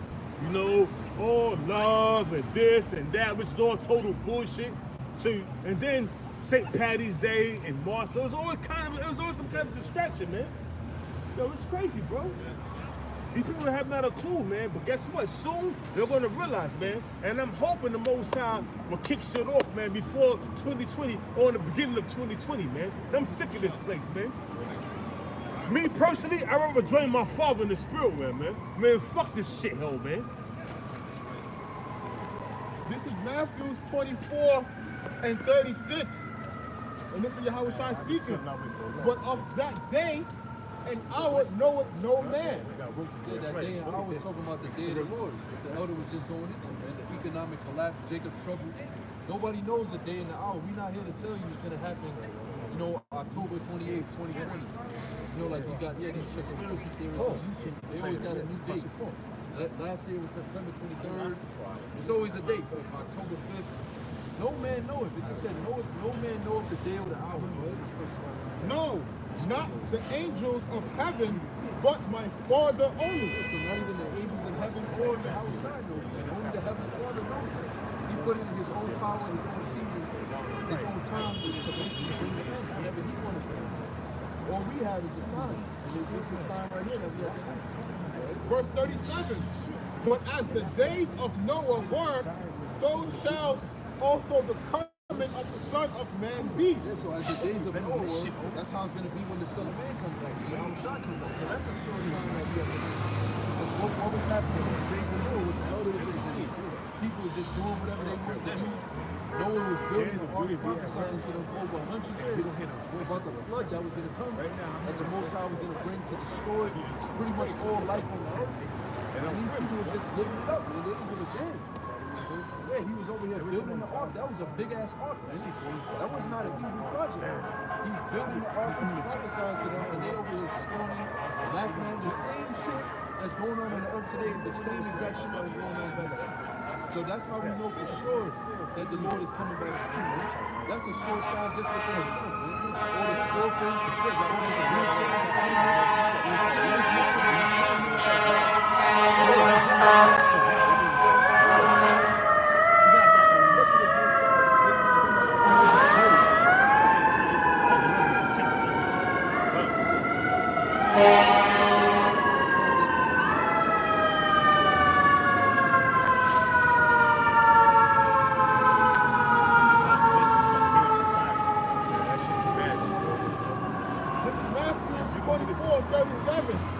But as the days of Noah were, so shall also the coming of the Son of Man be. Right, so just as in the days of Noah, people were living it up, you know, living their lives, partying, and bullshitting.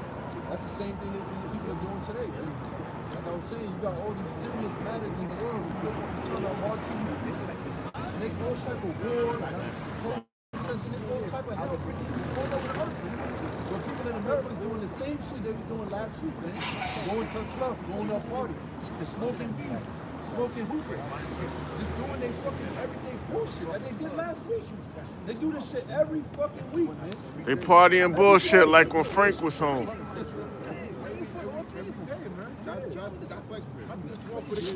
That's like their job, man.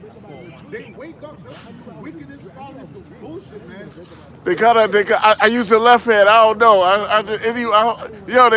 They gotta roll up when they wake up. They gotta roll up when they sleep. They can't perform a task without smoking. I show you that this place is on life support, man. These people are on fucking life support. The spirit of America is dead, man. This shit is not even funny. It was never fun to do. It was only fun to do it. You know, that's the only way it's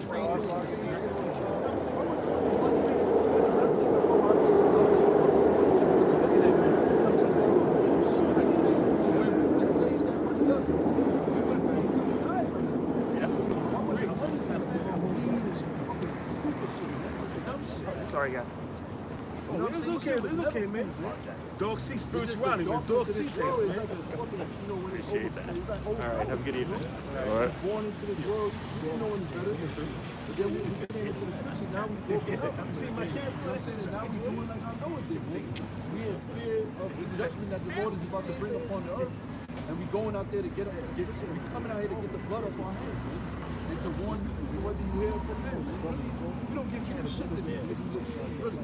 Nobody got to be out here. We out here every single week through the spirit and power of Yahweh Shem Shai. And we hardly have anybody that comes up on a weekly basis and just sneak in the next week. It could be the will of the Lord, man. That's not stopping anything. Just like it didn't stop Noah, it ain't going to stop us, man. Go ahead. Yeah. Verse 38. For as in the days that were before the flood, they were eating and drinking, marrying and giving in marriage, until the day that Noah entered into the ark. Yeah, so that's what they're doing today, man. Giving in marriage, having sex, eating and drinking. Everybody want to go to restaurants. You know, they want to try the new restaurants. You know what I'm saying? You got low life people, they just want to eat the McDonald's and Burger King all day. You know what I'm saying? This whole day, they don't want nothing else, man. You know? And they want Popeye's chicken sandwiches and shit. And that shit is cheap. So that's keeping them in a trance. Like, you know, they feel like everything is all right. I heard people crashing into the restaurants for them sandwiches. That's true? Yes. Yo, nah, they crash. Another person's car and they drive through. That's for now. So it's just like the days ago. That's for now. What are they buying? It's about to rain nuclear missiles. Countries are about to go to war and nobody gives two shits, man. They see it on the news and they still don't care, man. That show you how dead these people are, man. Well, these people think, you know what I'm saying, they in America, you know what I'm saying? Nothing can ever happen bad in America, man. But you know what, man? One of the first scriptures we read was about the famine of the word, all right? But guess what? In that time, man, like, you know, Noah had the ark, you know, best believe there was people outside the ark, pounding that ark. Hey, man, you can't pound the prophets, man. You ain't even meant to fight us in that thing, man, all right? You're going to be running around with your head like a chicken, man, all right? We out here warning you people, man. And the things that we say, if you just look, right? If you just carefully look at what's going on, you can see that this ain't out of the realm of possibilities. All right? They got uprising all throughout the earth, man. My man Vladimir Putin say he's building a missile. What you say, man? It's the greatest missile that the earth ever seen, or something to that effect, man. All right? Right? Armies are strapping up for war, man. All right? The economy is circling the drain, man. The dollar is about to crash, man. All right? You people are fooled, man. The spirit of mirth, man, as the brother was saying, man, they just extended the Patriot Act for like 3 months, man. While they out here talking about Donald Trump and all this stuff.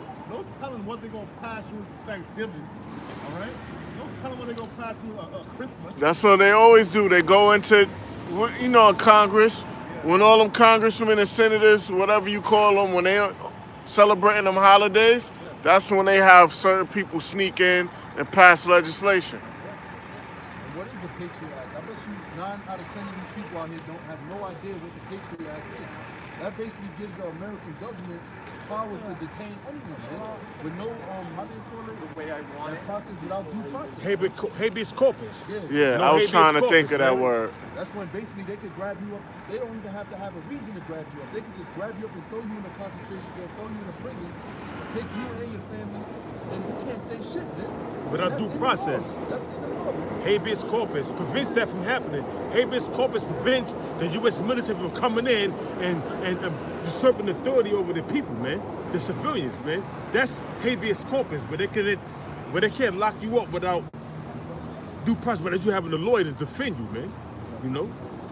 They gotta have a pre-trial hearing, they gotta have a trial. That's habeas corpus, which is established in the 1800s. But without that, hey man, and that Patriot Act suspends that, man. The Patriot Act 1, the Patriot Act 2, the National Defense Authorization Act that was established in 2012 by Barack Obama on New Year's Eve, where everybody was in the time of mirth, man. That's when they're going to be processing people in them Hey, camps. why do You know what the and then- processing mean, right? Processing people in the camps, And then- chopping their head off and throwing them in the ovens. And then when you look at it this way, right? During the time when everybody is fixated on this impeachment inquiry, this impeachment trial, you have people out there that's not paying attention to what's going on and how they signed 3 months extension to the Patriot Act, man. Go back to Matthew, finish up Matthew real quick. There was This is Matthew 24 and 39. And knew not until the flood came and looked them all away. Coming through tonight or no? Matthew 24 and 39. And knew not until the flood came and looked and took them all away. It's kind of hard keeping on twisting the thing. Yeah, no, you got this. Look, go this way. Yeah. Like this. Look, Yeah. like that, yo. Alright. Yeah, you loosened it up, right? Yeah, I loosened it up. So you can do that. You want to tighten it, you go like this. You tighten it right here. Or you loosen it right here, see? Alright. It's all tightened right here. See? This right here tightens to loosen it, you know? All You right. get this like this. And this. You know? All right? The Most High put the spirit on them to get roused up, go out there and cause some mischief, and that's a reason for them to declare martial law right there, man. Implement curfews, get the riot police, special police force or whatever. You saw what happened in police. Hey, that's the spirit. I was just thinking that shit. It's the spirit, bro. That military vehicle that they basically used to get The Bearcat. confiscate that dude's guns, man. The Bearcat. The Bearcat, those were all legal firearms. He had paperwork and everything. They busted his shit. They took all his shit, man. So these governments, they're getting ready to come down on you, tribes, man. Why? Because check it out real quick. Because before you get that right there, real quick, you hold it. Because the reason why they confiscated that guy guns, because you know what? Less pockets of resistance. And that's why Nazi Germany, Adolf Hitler in the 40s, was so successful in this campaign of destroying everybody. Because why? There was no pockets of resistance. Because they made all guns illegal. In 1933, when 1933, when he became the chancellor of Germany, right? He made all guns illegal. And then in 1935, right before they invaded Poland, he burned down the Reichstag building. You know what I'm saying? Yeah. And then blamed it on the Polish government. You know what I'm saying? There you go. And they gave him pretext to invade Poland. You know what I'm saying? And hey, bro. The same thing's gonna happen now. That was called a false flag, and that was doing during the time, and they got that concept during the time of what's his name, the Roman Emperor not Herod, it was the Roman Emperor Nero. Nero burned down the whole of fucking half of fucking Rome. Blamed it on us. The Israelites, you know what I'm saying? Hey man. Like the scripture says in 2 Corinthians 2:11, we're not ignorant of Satan's devices. Right, man. They got things like Project Megiddo, everybody. Operation Garden Plot, Project Megiddo, Operation Garden Rex 84, you know? All these things that come up against the men of the Most High, man. Hey, that's why it says in Isaiah 53 verse 6 that wisdom and knowledge have been the stability of thy times. Because in that time of martial law, concentration camps, all hell breaking loose in society, people are going to bug out in that book if they don't have the scriptures. Well, a lot of people are just going to be thinking that this is a society. They think that society is going to continue on. They're not going to understand that, you know what, it's bad. Like, this is the time of getting trouble. You know? They cut off.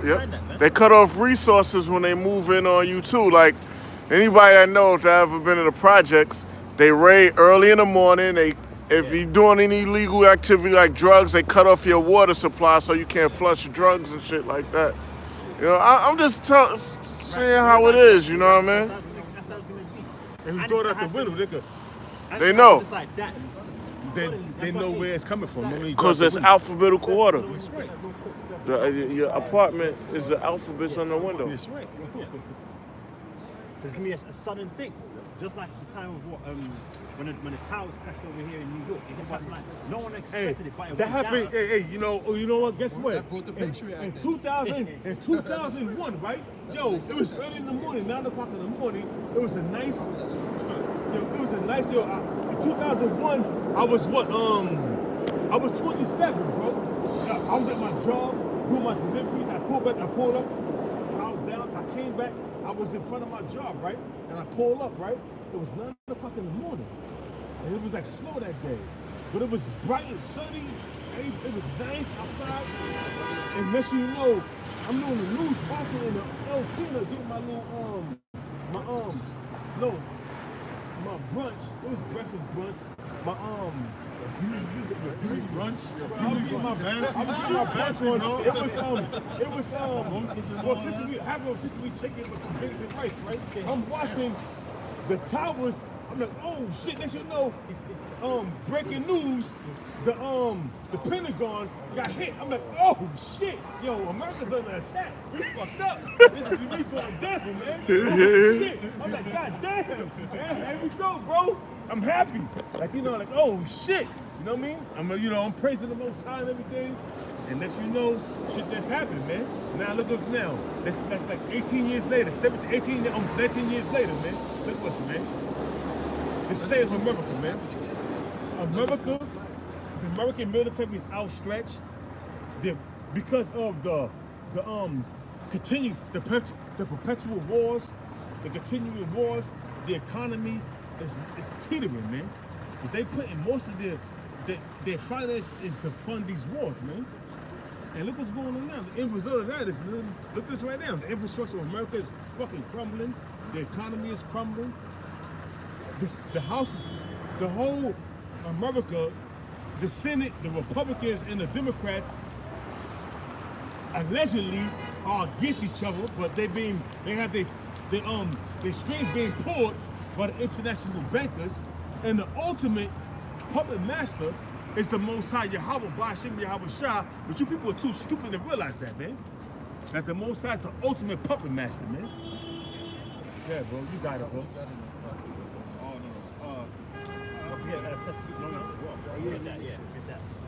Actually, let him bring this out. 5 and 1, right? Yeah. This is First Thessalonians 5 and 1. But of the times and the seasons, brethren, we have no need that I write unto you. Apostle Paul speaking to those Israelite brethren, like you said, to the brethren that was in Thessalonica, Greece, the brothers that's in the truth. He had no need to write unto them. Because some of the time he says, Israelites that was in Greece. In that region. And these letters that he was writing to brothers. He wouldn't call an Edomite brother, he's an Israelite. Go ahead. Read it again. Word. 1 Thessalonians 5 and 1. Yes, sir. But of For the sure. times Word. and the seasons, brethren, goddamn right. we have no need that I write unto you. Okay, so meaning we didn't have need to tell them what time they was in. Why? Because they got the scriptures, man. Like he said in 2 Corinthians, we're not ignorant of Satan's devices. All right, meaning that we know what time it is, man. We know exactly what the devils are planning to do. All right, we know exactly the season that we're in right now concerning prophecy. We're headed into the hour of temptation. We're headed into the time of Jacob's trouble, man. That's the time that we're in. We don't need nobody to tell us that. It's in the scripture, man. Oh, the things that were written aforetime. It's written for our learning. Go ahead. Verse 2. For yourselves know perfectly that the day of the Most High so cometh as a thief in the night. Yeah, we know perfectly that the day of the Most High shall come like a thief in the night. If you're expecting a thief, he's not going to catch you off guard. Because you're expecting him. A thief only catches you by the element of surprise. That's why he's a thief. Or a thief in the night. But it said we know perfectly that the day of the Lord is going to come like a thief in the night, which means what? We're not going to get caught. That's right. By that thief in the night. Because we know he's coming. Because we're going to be doing the things that we are required to do. Out here in the harvest in the Bible is teaching the word. Out here doing that was we was commanded, measuring the times. Out here doing what we was commanded to do by Yahweh Shah. Yahweh Shah said, go out there and teach and gather the hopeful elect, man. So we doing that. We measuring the times, man. We know we in the time when Esau is about to lose his rulership, man. Look what's going on, man. Look what's going on. Esau is coming up against Esau.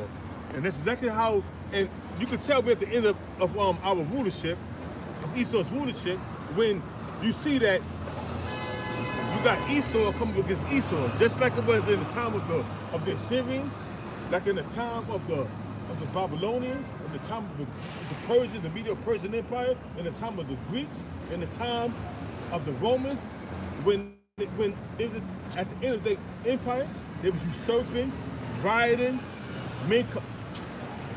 the people of that kingdom was coming up against each other, usurping each other. So we see that now. Look what's going on with Donald Trump, man. They're trying to impeach this dude, man. But that's not but a smokescreen because guess what? The Republicans and the Democrats, they're on the same page, man. But to keep that illusion going, they have you thinking that this kingdom is divided. And when you think this kingdom is divided, the people is divided. And they're gonna be protesting here, protesting there, and shit is gonna give them a reason to declare a state of emergency. And that's what they want. This shit is crazy, bro. You also got Edomites, you know, that they have basically like militias. Yeah. And they heavily against the government. You know, they hate the United States government. They know that they know that JFK got assassinated. They know all of that stuff, and they pretty much ready to fight against the government too. You know, so that's gonna happen too. Yeah. To say that people is gonna rise against people. That's talking about their own people too. Esau rising up against his own people too. That's right. That's one of the reasons why they're trying to shut down. Because too much truth, too much so-called information, conspiracies is getting out there. Too much information is getting out there to the public, to the average day citizen out there, know who time it is. They don't really want that. They don't want that They shit. don't want smoke. Right? Huh? They don't want that smoke. They don't want that. Matthew 1 Corinthians 5, verse 8. For when they shall say peace and safety, then sudden destruction cometh upon them. That's one of the major indicators that the day of the Lord is near. It's the fact that everybody's in a good spirit, everybody's in a peace and safety spirit. They just feel like everything is dandy. Meanwhile, the whole world is on fire right now.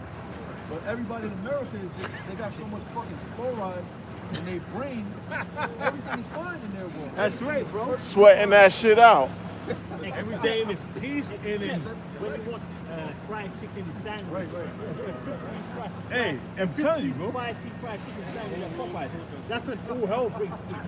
Hey, That's when the world got to end. hey, The world must end. did you watch that show on JMS Born Again? I'm saying, on JMS To The Point? We put that out there, you know what I'm saying? This Sunday, this Wednesday past, the show was about the chicken sandwich and we went to I didn't get a chance to watch it. watch it. You got some undercover brothers, but they was putting the chicken out there and everybody all fucked up. And then even you got to the bulls out, you know what I'm saying? They don't got no chicken. Watch some of this shit. Now when you put the undercover brother on the street. Yeah. Predicted profile. But guess what? We got a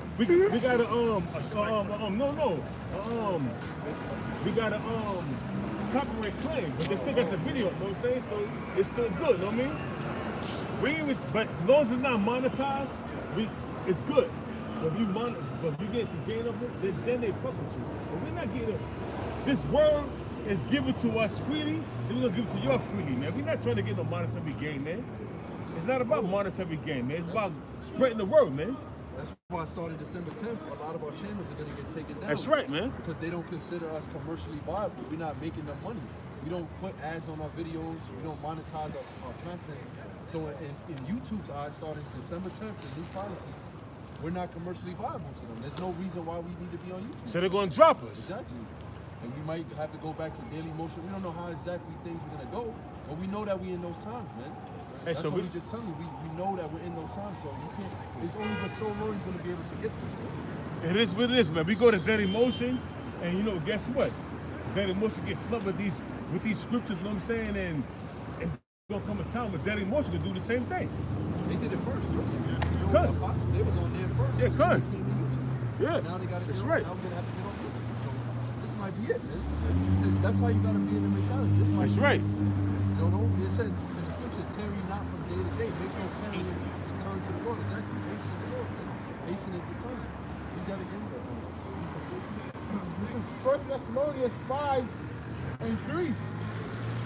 For when they shall say peace and safety, then sudden destruction cometh upon them, as travail upon a woman with child, and they shall not escape.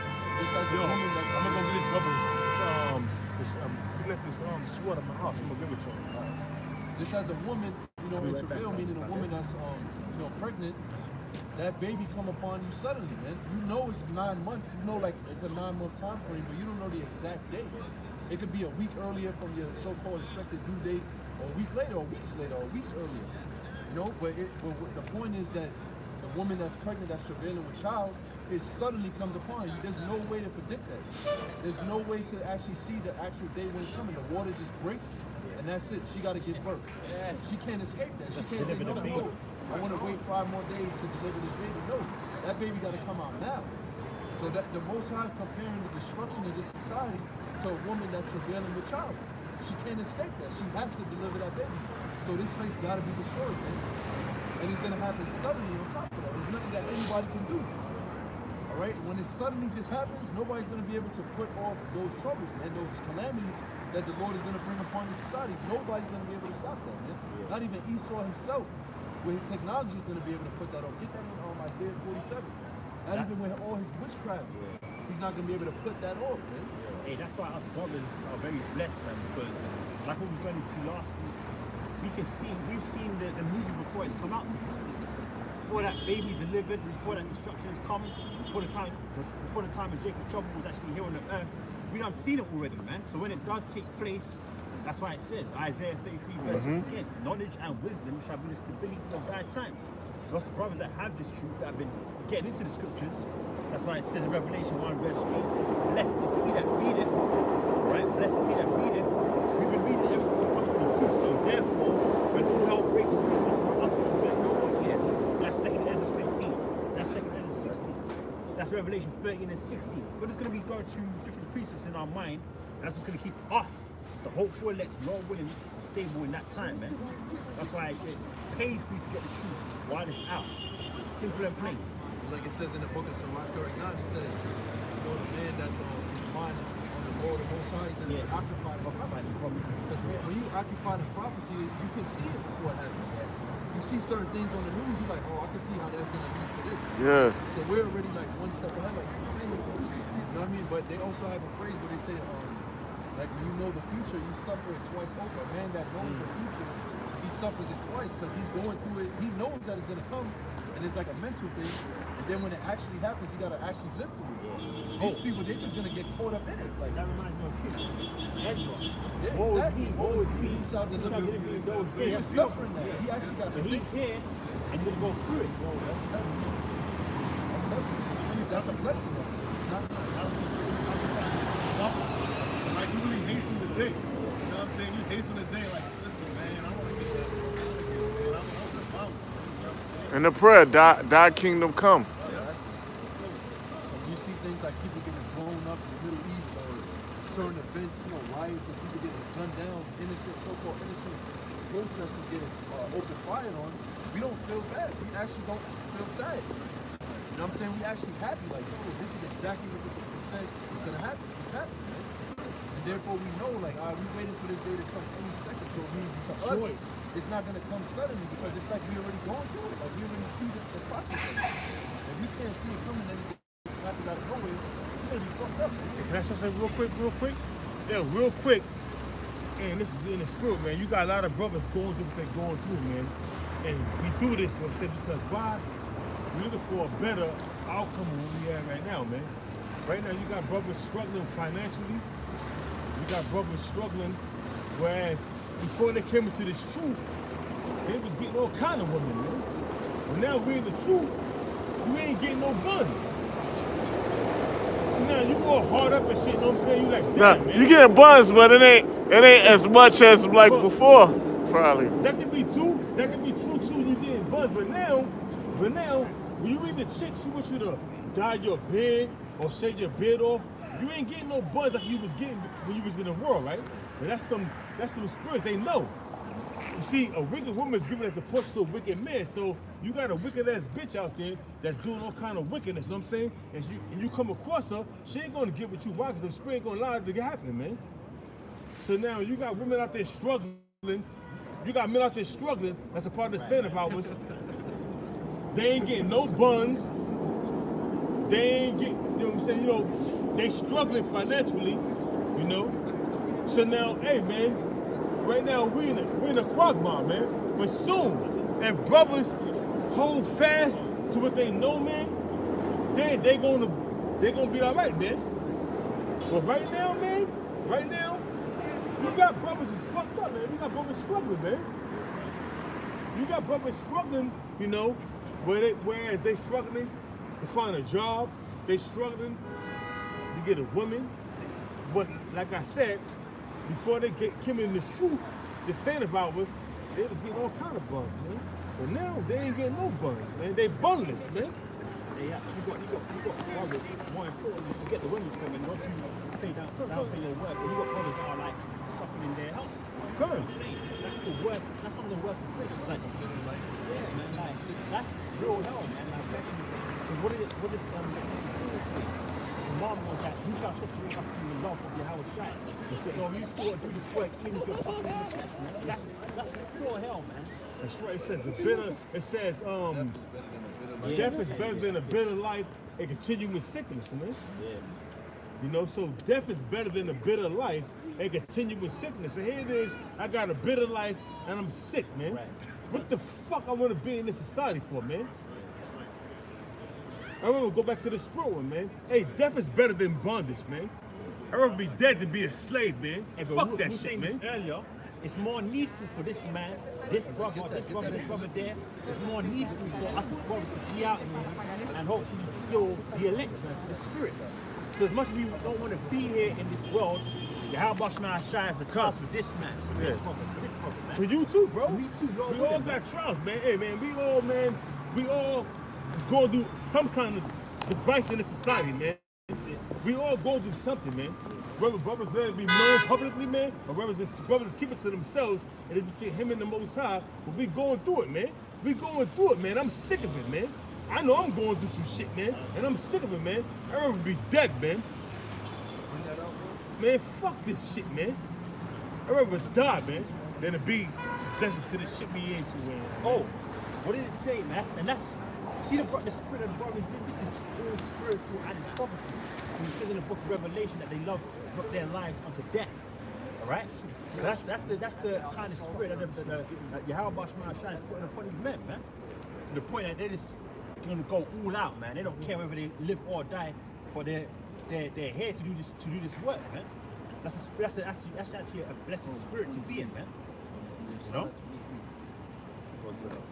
This is Philippians chapter 1, verse 23. It says, "For I am in a strait between the two, having a desire to depart and to be with Yahweh Shai HaMashiach, which is far better." It says, "Nevertheless, to abide in the flesh is more needful for you." That's the spirit that prophets have been in the Lord is in. This is the Apostle Paul was here. That is the Apostle Paul. Right. He's telling you right here, man. I'm kind of between two. You know, I'm like, I can't make up my mind. I want to be in the spirit world, but I want to be here too. You know what I'm saying? That's the spirit that all the prophet Jeremiah, Job, all the men of the Lord said their day of their death. That's better than the day of their birth. And that's what I was saying right now, man. Listen, even though I desire to go back to the spirit world and to be with my pops and in the spirit world, be at peace, man. But guess what, man? I got a work to do, man. I got a job to do, man. My job is to go out there and teach the hope for the elect, man. To gather the hope for the elect and to condemn the 2/3 of you Negroes, Hispanics, and Native Americans, 2/3 of you people, also Esau and the rest of the nations, man. That's my job, man. To condemn the 2/3, Esau and the rest of the nations, man. That's my job. And that's why I'm here right now, man. So me going to the spirit world is not going to benefit the hopeful elect, man. So my job is to do what I gotta do, man. What I was put on this earth to do, man. This is my job. This is my reason why I'm here, put on earth, man. To do what I'm doing right now, man. Yeah, hey, it says this in the scriptures, right? Isaiah 62, verse 6. O Jerusalem, I've set watchmen upon thy walls, man. So Yahweh Shai has set up watchmen for your sakes, man. To look out for your sakes, man. To tell you of what's going to take place in the very near future. Where it be the mark of the don't take time, right? And the fact there's going to be a fact blessings out there, grace goes out there, get right with how much we're trying to feel, right? You're free. You want to get escape from that? Moving how much we're trying, right? That's the things that we're here to we've been sent to tell you, man. That's Most high niggas said the prophets out. Nobody would know World War III. Nobody would know the Martin Luther King is going to be mandatory. Nobody would know anything. Everything that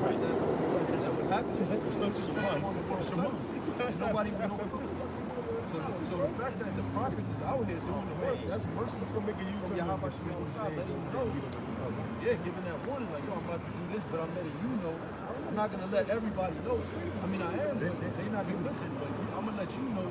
I'm gonna put the spirit on you to listen, and you to wake up other brothers to listen, and then I'm gonna save y'all, man. That's the most important thing, man. All right? You know, we put our own feelings aside for this truth, man. That's the point. We all desire certain things. Even when we was in the world, we desire certain things, and we put those things to the side to do this work, man, for the elect and for our own salvation too.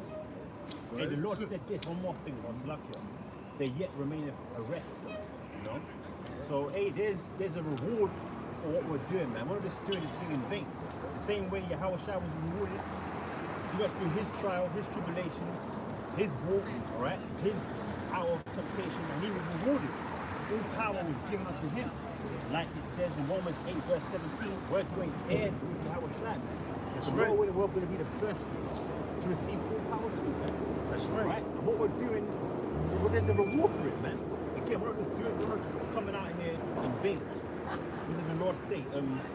I've not, I forget your works of labor. No? Yeah, Yahweh Shai, exactly. Yahweh Shai It's not unrighteous. is not unrighteous to get your works of love. What's we paraphrasing, man? So the Lord is recording all this, man. And it's going to be recorded in the kingdom of heaven. So brothers are going to be famous in the kingdom, man. As a spirit, I was just gonna say that there's a glory behind enduring to the end. Yeah, bro. There's actually a specific glory behind that. Yeah. There's a glory behind being a martyr. Right. There's a glory behind men like Abba Bivens and Yeah. High Priest Zachar and King Mashal The that works did you the work followed them. and moved on. But there's actually a specific glory for those that endure to the end. Those that stay alive until that last moment that get beamed up into the chariot. That's like a separate glory that's too. a separate glory. So really, when you on the earth, you know, like we going into how, you know, we hate our lives and stuff like that, but really, you want that glory too, though. Right. You know what I mean? You want to fulfill that scripture when Yahweh said what? He that endureth to the end, Yeah, the the same same shall shall be be saved. saved. That's right, bro. So basically, you know, I seen something Bro, earlier. I that's put it in bad. the group chat. Yeah. The spirit is heavy, man. I seen that thing early in the week, and I put it in the group chat that it said God gives his strongest Right, battles. alongside of doubt. He Yeah. gives his hardest battles to his strongest warriors, man. Hey, because imagine that, bro. Sorry. I don't know, you got You it. fast through all the Jacob's trouble, the famine, the pestilence, the race war, bam. The mark of the beast comes. You don't take the chip. The missiles come, ICBMs, the Leviathan's over there, the hunger is over there. And then all of a sudden you get beamed up at the end of it. You're like, wow, man, I done went through it. I done went through it and I made it. No, that's pure. Yeah. That should That's lift you good. up out of that, you know, because really that's like a depression, like feeling like you want to die and stuff. It's a righteous thing in the scriptures, but that's really like a depression spirit. You gotta like fight that too, you know. You That's gotta balance. a demon. Yeah, it's a demon. But check this out, right? I was just thinking, right? Going back, switching subjects, switching gears. Remember that chick that was in the that got into the Bronx Zoo and got into the den of the lions? The reason why them lions didn't attack that bitch, because them lions saw the demons on that bitch, just like that muse that ass saw the demon, saw the angel with the sword drawn in the way when what's this guy no, his name is it was a guy Balak that was on the horse, The king of Moab. and but it was the guy that was on the horse that was riding the horse, and he was hitting the horse. Right. Because the horse was like the donkey, because the donkey was like kept on turning aside, like, man, listen, man, I ain't going over there. He kept trying to lead him to the and the donkey was going to turn him around. So he kept on hitting him. The donkey was like, yo. Then the donkey spoke and was like, yo, why you keep smoking me, man? You mocking me. He was like, yo, man. Then the donkey told him, listen, man, I've been with you since my youth, man. And since my youth, man, I never disobeyed your orders. But I ain't going over there right now, man. And then the most I seen that allows the Jew basically to see that it was an angel with a drawn sword. So now, I'm going to say this real quick. The brothers spoke through the book of Numbers. You have to like go through the stories in the book of Numbers. Yeah, come. Read it. So now, what I'm saying is this right here. That bitch jumped into that lion's den. That lion, them two lions saw that it was demons on that bitch, man. So them lions, like, man, listen, I ain't gonna fuck with this bitch. If I attack this bitch, them demons are gonna jump on me. So them lions looking at that bitch like, listen, man, watching her and shit, dancing and shit. But look at her now. You see her video? She in the graveyard dancing and doing all kind of Baphomet signs, doing all kind of. They ain't throw that bitch in Bellevue yet? To them. Damn, man. I'm just saying this. I'm saying that to say this, that the reason why them lions didn't attack that bitch in the Bronx Zoo because she had demons on her, man. And that's why them lions didn't attack her. Them lions still fast. Like, listen, man, I ain't fuck with this bitch right here, man. She had demons on her, man. And that's why them lions didn't attack that bitch, man. The same way whereas that horse, I'm saying that ass, that donkey wouldn't go when Balaam wanted him to go, man. Because it's the angel that was right there, man. Hey, man, shit is deep, bro. Shit is deep, bro. So bring us some scripture, bro.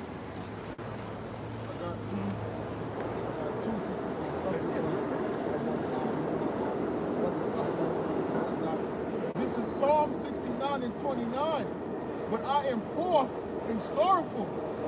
Let thy salvation, O power, set me up on high. Yeah, that's us, man. We in a poor position right now. We don't got no leadership at all. We don't even have a slightest influence in leadership, man. We struggling financially, struggling, you know. I mean, this being in the society we live in, man. And like, you know, what King Solomon said, he seen servants upon horses and princes walking as servants on the earth. That's us, man. We're not supposed to be living like this, man. We actually wasn't even designed to live this way. Sure. Like, you put a heathen in the situation that we in, they belong there. That's their position. That's how they was made. They slaves. They're natural born servants. Israel is not. That's why Jeremiah was even bugged out when he seen how Israel was going off and they kept going into slavery. He was like, yo, is Israel a homeborn slave? You know, like, what the fuck? Like, you created us to be the prince of the power. You know what I'm saying? And we just constantly be getting jacked up, but we supposed to understand this. Is Israel a servant? Is he a homeborn slave? That's what he said. Is Israel a servant? Is he a homeborn slave? Cause look, we in these captivities. Then on a lower level, our people in these prison systems, yo, these prisons are making off a lifer, millions off a lifer. Well, I think is what millions off of a lifer, man. For one person. Shit was set up by So think about it, Hey, right? Jeremiah also said what? Jeremiah 12. They whose judgment will not to drink of the cup have surely drunken. And so the brother's right. We're not supposed to be in this position. Our cup was to be above all nations, to be a special people. Deuteronomy 7 verse 6. I have created you to be a holy people, a special people above all nations, man. That's Give our you cup. a quick example, a low level example, but you see like Jake in our position that we in, they barely got any money. You know, they living on welfare and shit, and they still the flyest people on the earth. They still want to look the best. That's just in their spirit. They just want to look better than everybody. But look at Esau in all his power and all his glory. He got a Fucking pair of dressed sketches bugged on. out, bro. You know Bugged what out, I'm saying? bummy. Just regular, wearing the same Converse all year with holes in it. Yeah. Wearing ripped pants and shit, you know, looking crazy, beard or, you know. I mean, there's nothing wrong with that, but, you know, they supposed to be in their kingdom. They supposed to be in their authority, and they over here looking like bums. Yeah. And Jake is in their lowest state. Oh, okay, cool. Thank And you. they want to look better than Esau. So that shows you that our spirit is different. That shows you that we're not supposed to naturally be like this in a poor state like that. Nah. We're supposed to have riches. We're supposed to have gold. We're supposed to have all of that, man. Psalms 82 verse 6. I have said you are gods, but all Right. of you shall die like men, man. Like somebody I used to do moving jobs with out in Queens. He live in a dangerous project, housing projects. His apartment looked like a condo. That's serious, huh? No. He's Jake. I said I used to do moving jobs with him. He live in like a dangerous neighborhood in projects. This is Hebrews Damn, Jake is 11 bugged out, and bro. 25. Choosing. Wait,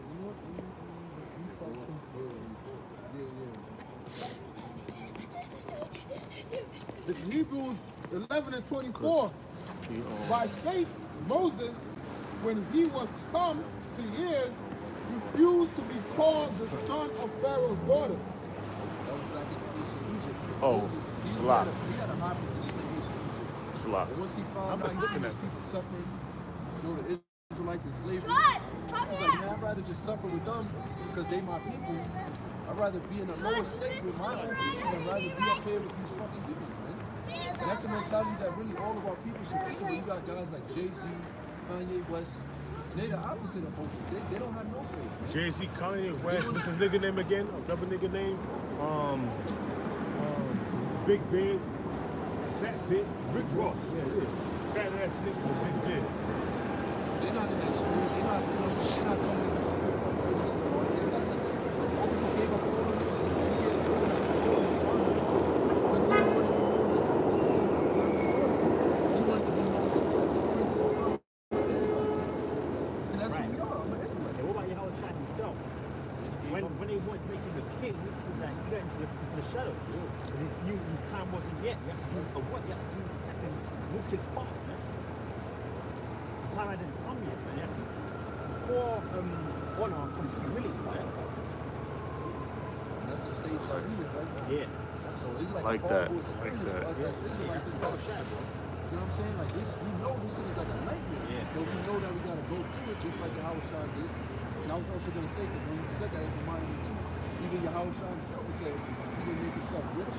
Oh, I know He from all made himself, reputation. exactly. Well, so He made himself like a lowly, Yeah. he came in like a lowly kind of spirit. You know, with authority, of course, but he didn't come like I'm the king, you know, I'm gonna sit on my throne. So how much more us? You know, the servant is not greater than his master. We definitely ain't Yahushua, so we gotta suffer this thing, you know, we gotta take it on the chin. There's no easy way out. You know that whole weak, Edomite spirit, you know, you don't kill yourself. And that's a weak ass spirit, man. Really, man. You're supposed to face this thing like a man. The most I say, gird up your loins. you got to face it like our forefather, man. Abba Yaakov. Jacob fought for he's fought for that blessing all day long, man.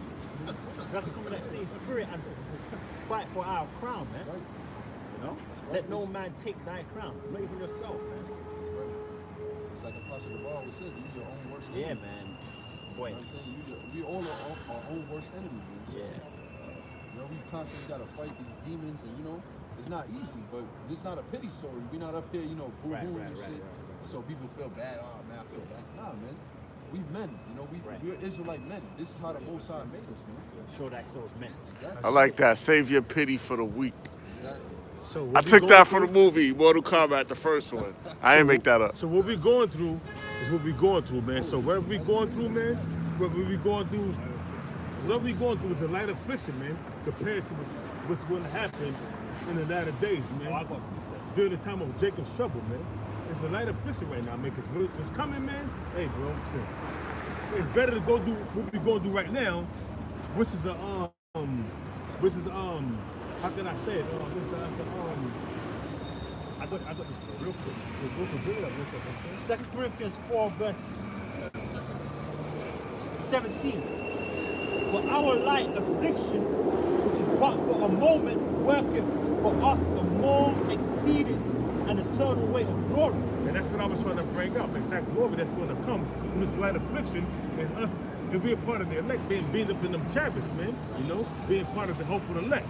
That's what I was trying to bring out, man. But the brother that, hey, that was a spirit, man. You know what I mean? Because I was like, you know, trying to get it out, but he brought it out. You know what I'm saying? Yep. How the scripture say in the book of Sirach, you can't compare 1,000 years with eternity. That's right, bro. It's You can't impossible. compare a grain of sand with the earth, with the weight of the earth. So that's how it's saying right there. This is a light affliction. Everything that we're going through when we in the kingdom, we're gonna laugh at this shit, man. You're really gonna laugh at that, like, you're really gonna suffer that. Like, you know what I'm saying? You was really crying, you really gonna see visions of yourself in Babylon. You know, you was really, Yeah, He was yeah. you know what I'm saying? You suffering, was man. hurt, but then you're gonna laugh at it, like, bro. Damn, man, we was going through it. You know, you be like, yo, damn, man. I was like, damn, I was going through it, man. But now you like, yo, we good right now, man. You know? He's still gonna be going through it. Yeah, man. We have one great day, and tomorrow's going to be better than that day. Forever. Yeah, That's gonna go on. That's going to be that. He's going to beat Yahweh. That's what's It's going to gonna be be. an ongoing thing. Each day's gonna be better than the next, man. You're going to get one chick, that's fine. The next one's going to be finer than her, man. Infinite wisdom, infinite understanding. Like my grandfather say, the women's. The women, yeah, The women's. The plural. The plural, the women That's it. The women. On that ignorant shit. The women's. Yeah, I like that. We're gonna have women upon women, man. Guy ones like that, man. And that's what's gonna be like. We're gonna explore the galaxies. Never ending, man. That's why this is a life. That's right, bro. It's like a lion fiction, bro. Yeah, hey, brothers are getting excited. Yeah, that shit's crazy. He always was like that, I don't though. need no bullets, bro. I'm bungless. Back in the scriptures, in 2 Corinthians 4, verse 18. For while we look not at things which are seen, but at the things which are not seen. So we're not even really supposed to be looking upon really nothing. This is not even really supposed to phase you. Your mind is supposed to be on, like, the spirit. In the scriptures, bro. That's where it's What's supposed to be. spiritual thing? So your mind, our minds as Hebrew Israelites, especially as protected members of the elect, our mind is supposed to be constantly on the scriptures. Now we can't, it's not easy, it's impossible to wear in the flesh. But you pray unto Yahweh Shema to keep in the spirit, man, and focus on the scriptures. Focus on the kingdom of heaven. What's That's to right. come. That's what uplifts your spirit amongst the wickedness, man. That's right. Right? So 2 Corinthians 4, verse 18. While we look not at the things which are seen, but at the things which are not seen, for the things which are seen are temporal, but the things which are not seen are eternal. Everything in this world is literally temporary. Everything you're looking at right here, all these pieces, all these cars, even the trees, even the elements, it's all temporary. You Right. yourself, your whole body is temporary. Because you're willing to get beaten up, you're not going up with this body. This body's still gonna get destroyed, man. These bodies are so corrupt. All the shit that we did in these bodies, we can't. They say flesh and blood can't inherit the kingdom of heaven. We're gonna have to get new bodies. Hey, bro, even down to the scent, what we're breathing, that's going to be done away with. The scent, our taste, hey, our vision, the things that we see are going to be all on a higher level, man. Colors, because why? We're going to be changed, man. We're going to be a different type of people in that day. Half man, half amazing, you know? That's right. We're gonna be supernatural men, man. You know, literally, we're gonna be gods on earth. Psalms 82 verse 6, yeah. Life is just gonna change. Yeah, and the whole earth is Yeah, gonna change. the whole earth is gonna And we change. are rulership, and when we It's put about ourselves to vibration. exactly whatever we put our hand to do, it's gonna magnify everything on earth. It's gonna tend to go. Literally. Yeah. Yeah, we're gonna have a glow like E.T. finger. Yeah, bro. That's right. Acts chapter 14, verse 22. It says, confirming the souls of the disciples and exhorting them to continue in the faith. And we must, through much tribulation, enter into the kingdom of the Most High. So that's also part of doing the work too. When we prophesy certain things, when we go to history, a part of doing the work is also to confirm the souls of the disciples and to confirm the souls of the hopeful elect and to exhort them to continue in faith. Give brothers faith through some lessons, you know. Brothers in Dallas, they do like beautiful lessons. You know, you might be in a real rut and you watch like the brothers Yala or Yashawama, one of the brothers that you can feel your spirit gets uplifted. They constantly like kingdom mind, this is not the kingdom of kingdom. This is bullshit. This is all temporary. It's an illusion. It is a tribulation. Or something. We're not just gonna be in some fair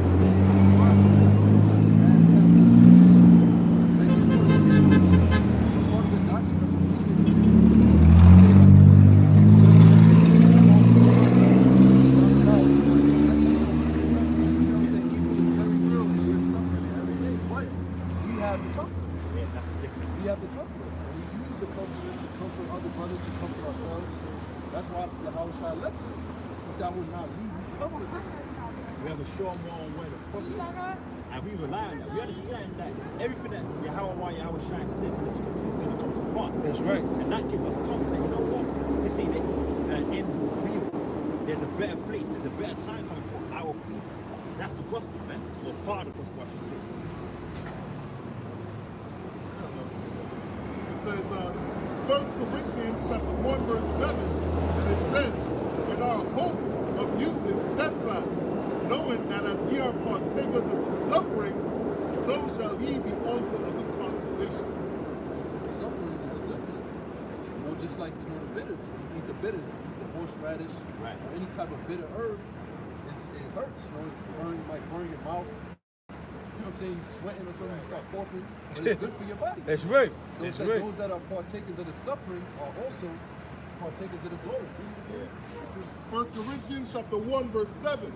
And our hope of you is steadfast, knowing that as ye are partakers of sufferings, so shall ye be also of the consolation. The consolation. What's the consolation? Israel getting back the kingdom of heaven. Acts the 1st chapter, 1 and 6. Will you now at this time restore the kingdom to Israel? The consolation is a restoration. It's when we get back to really was ours in the first place, right? Ultimately what belongs to the Habashah, what he gave us. Because this whole world, in the second Ezra said that. He said, didn't you make the world for our sakes? So why don't we have the inheritance of the world? Why do these heathens that you the people and listen to them, why do they be broken? That's the suffering. We got to suffer now. And then with the consolation, we're going to have to protect them. Or we're going to be a door to them. We're going to have our consolation on the next side. No, we're not looking for a consolation on this side. We don't want reparation. We don't want your fucking money, man. We don't even want America. Even if Esau say, you know what, I'm going to leave America, give you back the land, fuck the land, man. We don't want this shit. This shit got to get burned up, man. You know perfectly well the history of what happened on this land, and you can't just give this to somebody. This shit is tarnished, man. You got to destroy it. It's defiled, man.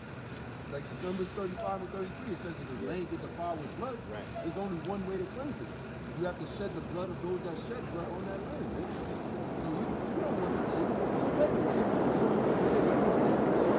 Most side just got to forget this. It's just like what he said. Your phone start acting up freezing, what do? You hit the arm reset. You know, you hit the buttons, you know, you reset that shit. You know, give it a fresh start, man. The web page is stuck, you know, it's not loaded. Hit the refresh button, man. You get a new web page. That's what the Lord is going to do to this whole earth, man. That's right. Refresh it. This is Hebrews 11 and 25. 11 and 25. Choosing rather to suffer affliction with the people of the power than to enjoy the pleasure of sin for a season. Hebrews 11 and 24. By faith, Moses, when he was come to years, refused to be called the son of Pharaoh's daughter. Yeah, Hebrews 11 and 24. By faith, Moses, when he was come to years, meaning when Moses reached, you know, a certain age, you know, when it was time for him to basically, you know, supposedly, you know, take over, you know, the rulership of Egypt. It says, refused to be called the son of Pharaoh's daughter, because that's when Yahweh Shai started to, you know, deal with Moses spiritually, let him know that, look, man, these so-called Egyptians, these are not your people, man. Okay, the Most High had it to where he had to basically keep Moses safe, because before that, the Pharaoh had put out a decree to kill all Israelite men. So the Most High had it to where Moses was safe, it was under the oppression, it was under the protection. The Heavenly Father first and foremost grew up with Pharaoh's daughter. So naturally, when he got to when he gets to a certain age, he would take over the rulership. So Moses started to realize, yo, these Egyptians are not my people. My people are the ones that are enslaved. He raised up. He was raised up. He knew. Yeah. He knew that thing. He knew who he was. Because certain events started happening where his spirit started resonating with the Israelites.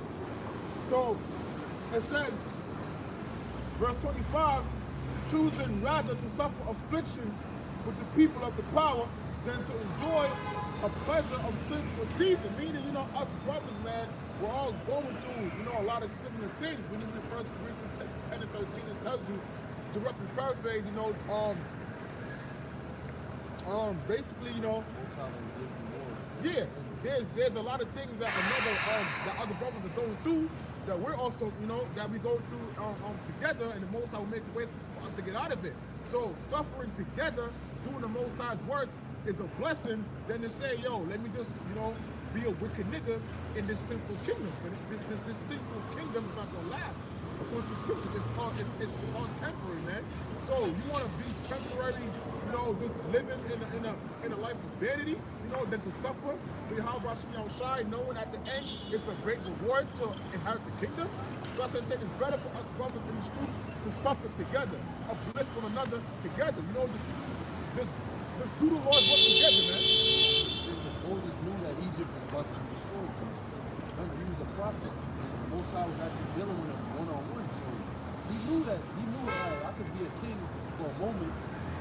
I'm saying, but then Egypt was about to be destroyed anyway. So and remember, he was afraid too. A lot of the times that the Most High raised him up to be a prophet on his nation, he was afraid. He didn't want to do it.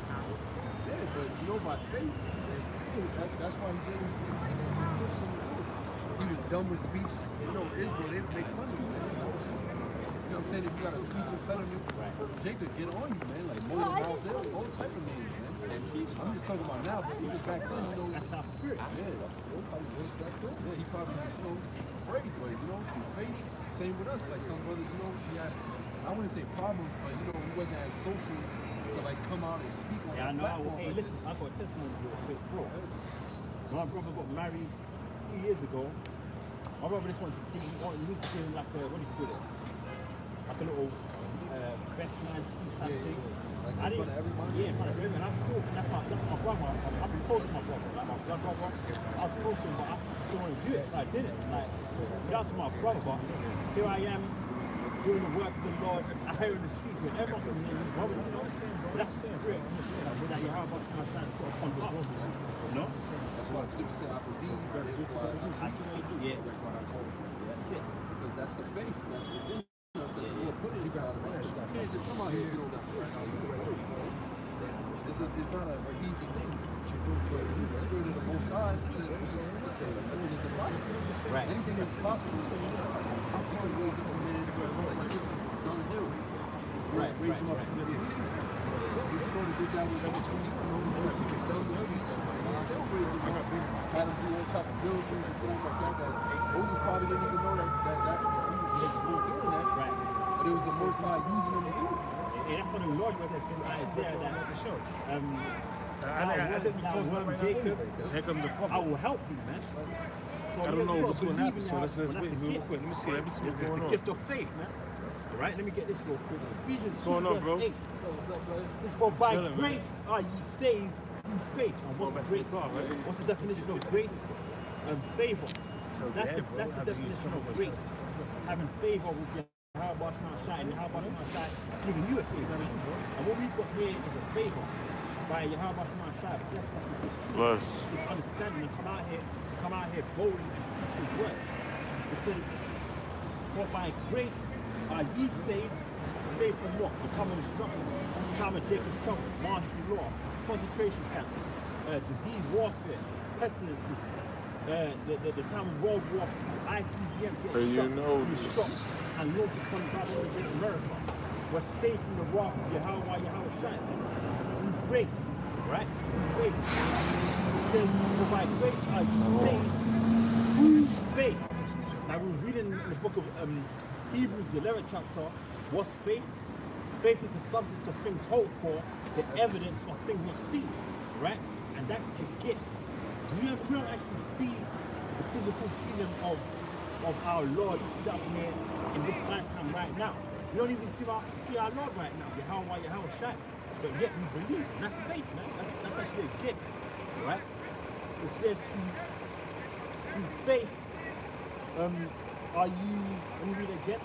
Ephesians 2 verse 8, by grace are you saved through faith, and that not of yourselves. Yeah, because we didn't give ourselves this faith, man. Right? Of course that this brother has a faith. He didn't come out of the womb with it per se, like this is a gift. It's a gift. The Lord gave it to this brother, to me, to this brother, man. Okay? The Lord gave us all these different gifts. The main gift being faith, man. It says through faith and not that of yourselves, it is a gift of the Most High Yahweh Shai. Not of works, lest any man should boast. No? So this thing isn't of works. That's why you got to stay humble in this thing, man, because the Lord can give you a gift and can revoke that gift too. You know, that's how you have to come in this thing. Take that spirit. All humility, man. Yeah, take that Holy Spirit from you, man. And that's one thing you don't want Yahweh Shema to do for you. Because if he does that, you're dead. That's what King David said. Take that Holy Spirit from you. Right. King David said that. Take that Holy Spirit from you. Meaning to understand the scriptures and that protection. Yeah. Everything that come with that. Hey, everything that come with, being a part of the state of ours, man. Yeah. You know what I'm saying? That is 6. No. Not 6. 9 and 6. It said not of works. Right. So you're right inside. But with faith, you have works. You show your faith. Second Ezra chapter 6, chapter 9. I'll start at verse 7. And everyone that shall be saved and shall be able to escape by his works and by faith. So you need works and faith. Because like it says in James, if you don't have faith, if you don't have works to show your faith, faith alone is dead. So that's a misconception that these so-called Christians have. They say, oh, see, your faith is not of works. That doesn't mean you don't gotta work. That means that your faith was given to you from the Most High. There's nothing that you can do about it. But when you have that faith, exactly, you're gonna do the work of faith. And then this is another question, man. Like, okay, you're a Christian, what are your works? Because you see what we're doing, this is a labor, man. We're coming out here for hours on end, in the cold, in season, out of season, videos throughout the week, and then go to your job in the world, coming back home and doing that labor again. Hey, that's work, man. That's like staying in the spirit to do the work. That's works. That's That right, is bro. works, That's man. work, bro. That's right. It's the works in just going to church on Sundays, singing and dancing, getting up with this bitch on this side and that. Man, That fuck ain't that the shit, works, man. This is the works. Coming out here week in, week out, man. Without fail. Until, all hell breaks loose, man. This is the works. So what are your works, Mr. Christian, man? Volkan Malone, what's your works, man? Dr. James White, what's your works, man? That their works is coming up against us. Exactly. The truth, man. That's evil. That's right. Yeah, because the Lord said, what? Teach all nations, man. Go out there, go ye therefore and teach all nations, man. Volkan Malone ain't doing that, but he ain't going out there and teaching all nations, man. That's the I said, the commandment that he gave his disciples before he left, man. Go ye therefore, where? Out to the street corners, out to the highways and byways, and teach all nations. That's right. Volkan Malone ain't doing that, man. What he's doing is come up against, like his brother said, he's come up against the truth, man. That ain't the works of Yahweh. Being a scoffer. Being a scoffer, being a school, man. Anyway, reading on. 2 Ezra 9 verse 7. And everyone that shall be saved shall be able to escape by his works and by faith, whereby ye have believed, shall be preserved from the said perils. So that's the elect. That's Said the ones perils. that are the elect that's going to be preserved from these things by their faith through their works, man. Right. All right, that's how the elect is ultimately going to be saved. Let Ephesians to be made by grace and be saved by faith. And in the faith comes the works, man. That's really simple. That's right. That's why the scriptures speak about the simplicity and like shit I just said. But these Christians, they overcomplicate stuff, they twist breakdowns. They basically make it seem like all you have to do is just say Jesus Christ out of your mouth and you're saved automatically. That's bullshit, man. That's not even his fucking name, first of all. That's not even the Lord's true name. And second of all, it's not just about just saying the name. You gotta do the works of the name. Hey, that's why it says, Proverbs 4 verse 7, wisdom is the principal thing, and without wisdom get understanding. Because though we, let's say Romans 10, right? Romans 10 verse 13, whosoever shall call upon the name of the Lord shall be saved. It don't mean that, man. And it comes, knowing the name of the Lord, Yahweh Shai, comes with doing his will. That's right. That's the full spectrum of knowing the name and calling upon the name, man. Yahweh Shai can look out for you if you're doing his works. That's right. If you're just fucking around and you're calling upon the name of the Lord, you're doing everything in vain, man. That's why it speaks about coming to Yahweh Shai with a sincere spirit, man. You know? Because what we're doing is sincere, man. You know, coming out here on the house and byways, we're coming out here sincerely, man. You know? Making our bodies are a living sacrifice. So-called Christians doing that. How do they fulfill that scripture at all? Exactly. By going to church? How They're not sacrificing nothing. They're not doing anything, man. Right. What That's- they're doing is scoffing and scorning, man. Yeah. They 'Cause get- at any given moment, cops can roll by, they can do their thing unto us, our people, Jake, so-called blacks, Latinos, and even Americans, they can roll on us. We're making our bodies a living sacrifice. They getting right? blessings by Satan, therefore they looking at us as the evil ones because we don't have what they have. Right, right, What they so-called think they have. right, exactly, man. So, hey, man, this is a blessing that we have. This is a blessing that we've got. Reading on, 2 Ezra 9 verse 8, and shall be, or verse 7, and everyone that shall be saved and shall be able to escape by his works and by faith whereby ye have believed shall be preserved from the said perils and shall see my salvation in my land and within my borders.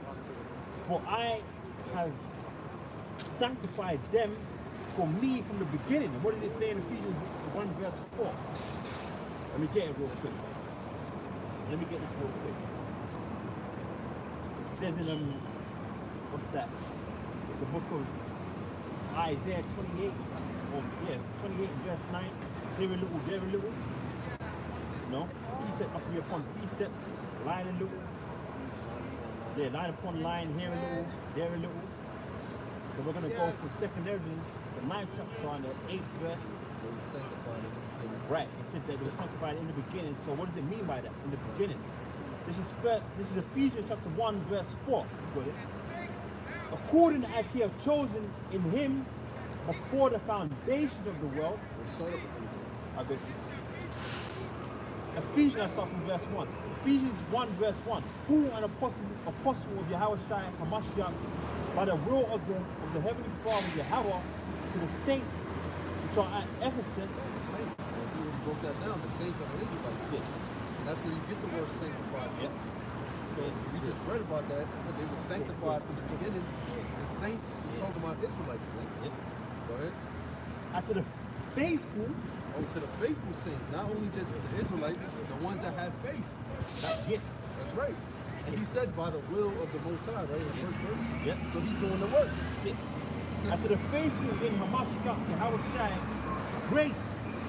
Grace. That's a word. Grace again. But that's Buzzwords. the word, Yeah. Keep coming back. Grace, faith. Yeah. All intertwined. It says, grace be to you, which is favor, be to you and peace from the power, our Father, and from the Lord Yahweh Shai HaMashiach. So he basically saluted them brethren that was there in Ephesus. Oh, yeah, that's Ephesus, yeah. Which modern day Ephesus is out there in Turkey, all right? So you had Israelites back then, over 2,000 years ago, living in Turkey. And you still got a scattering over there in Turkey. As a matter of fact, right now, you've got a brother in the London camp, GMS London. He's got this wisdom, the same way that we got this wisdom. He don't look like this, like myself or this brother here. Yet he's an Israelite, man. All right? He's an Israelite that looks like a Turkish man. That's right. But his lineage goes back to the fathers, Abraham, Isaac, and Jacob, which makes him an Israelite, okay? So it says, reading on, Ephesians 1 verse 4, it says, or verse 3, blessed be the power, no, I read that already. No, I didn't read that. Ephesians 1 verse 3, blessed be the power and Father of our Lord Yahweh Shai, What? who have blessed us with spiritual blessings Hey, in heavenly it's time places. to close it up. Alright, come on. So that's another week. All these brothers out there were edified through the Spirit. All praise and glory to Yahweh, by Shem Yahweh Shai, by Shem Oh Yahweh. gosh. Double orders to our elders, the apostles of the great millstone. Shalom to the elect. Hey, Shalom.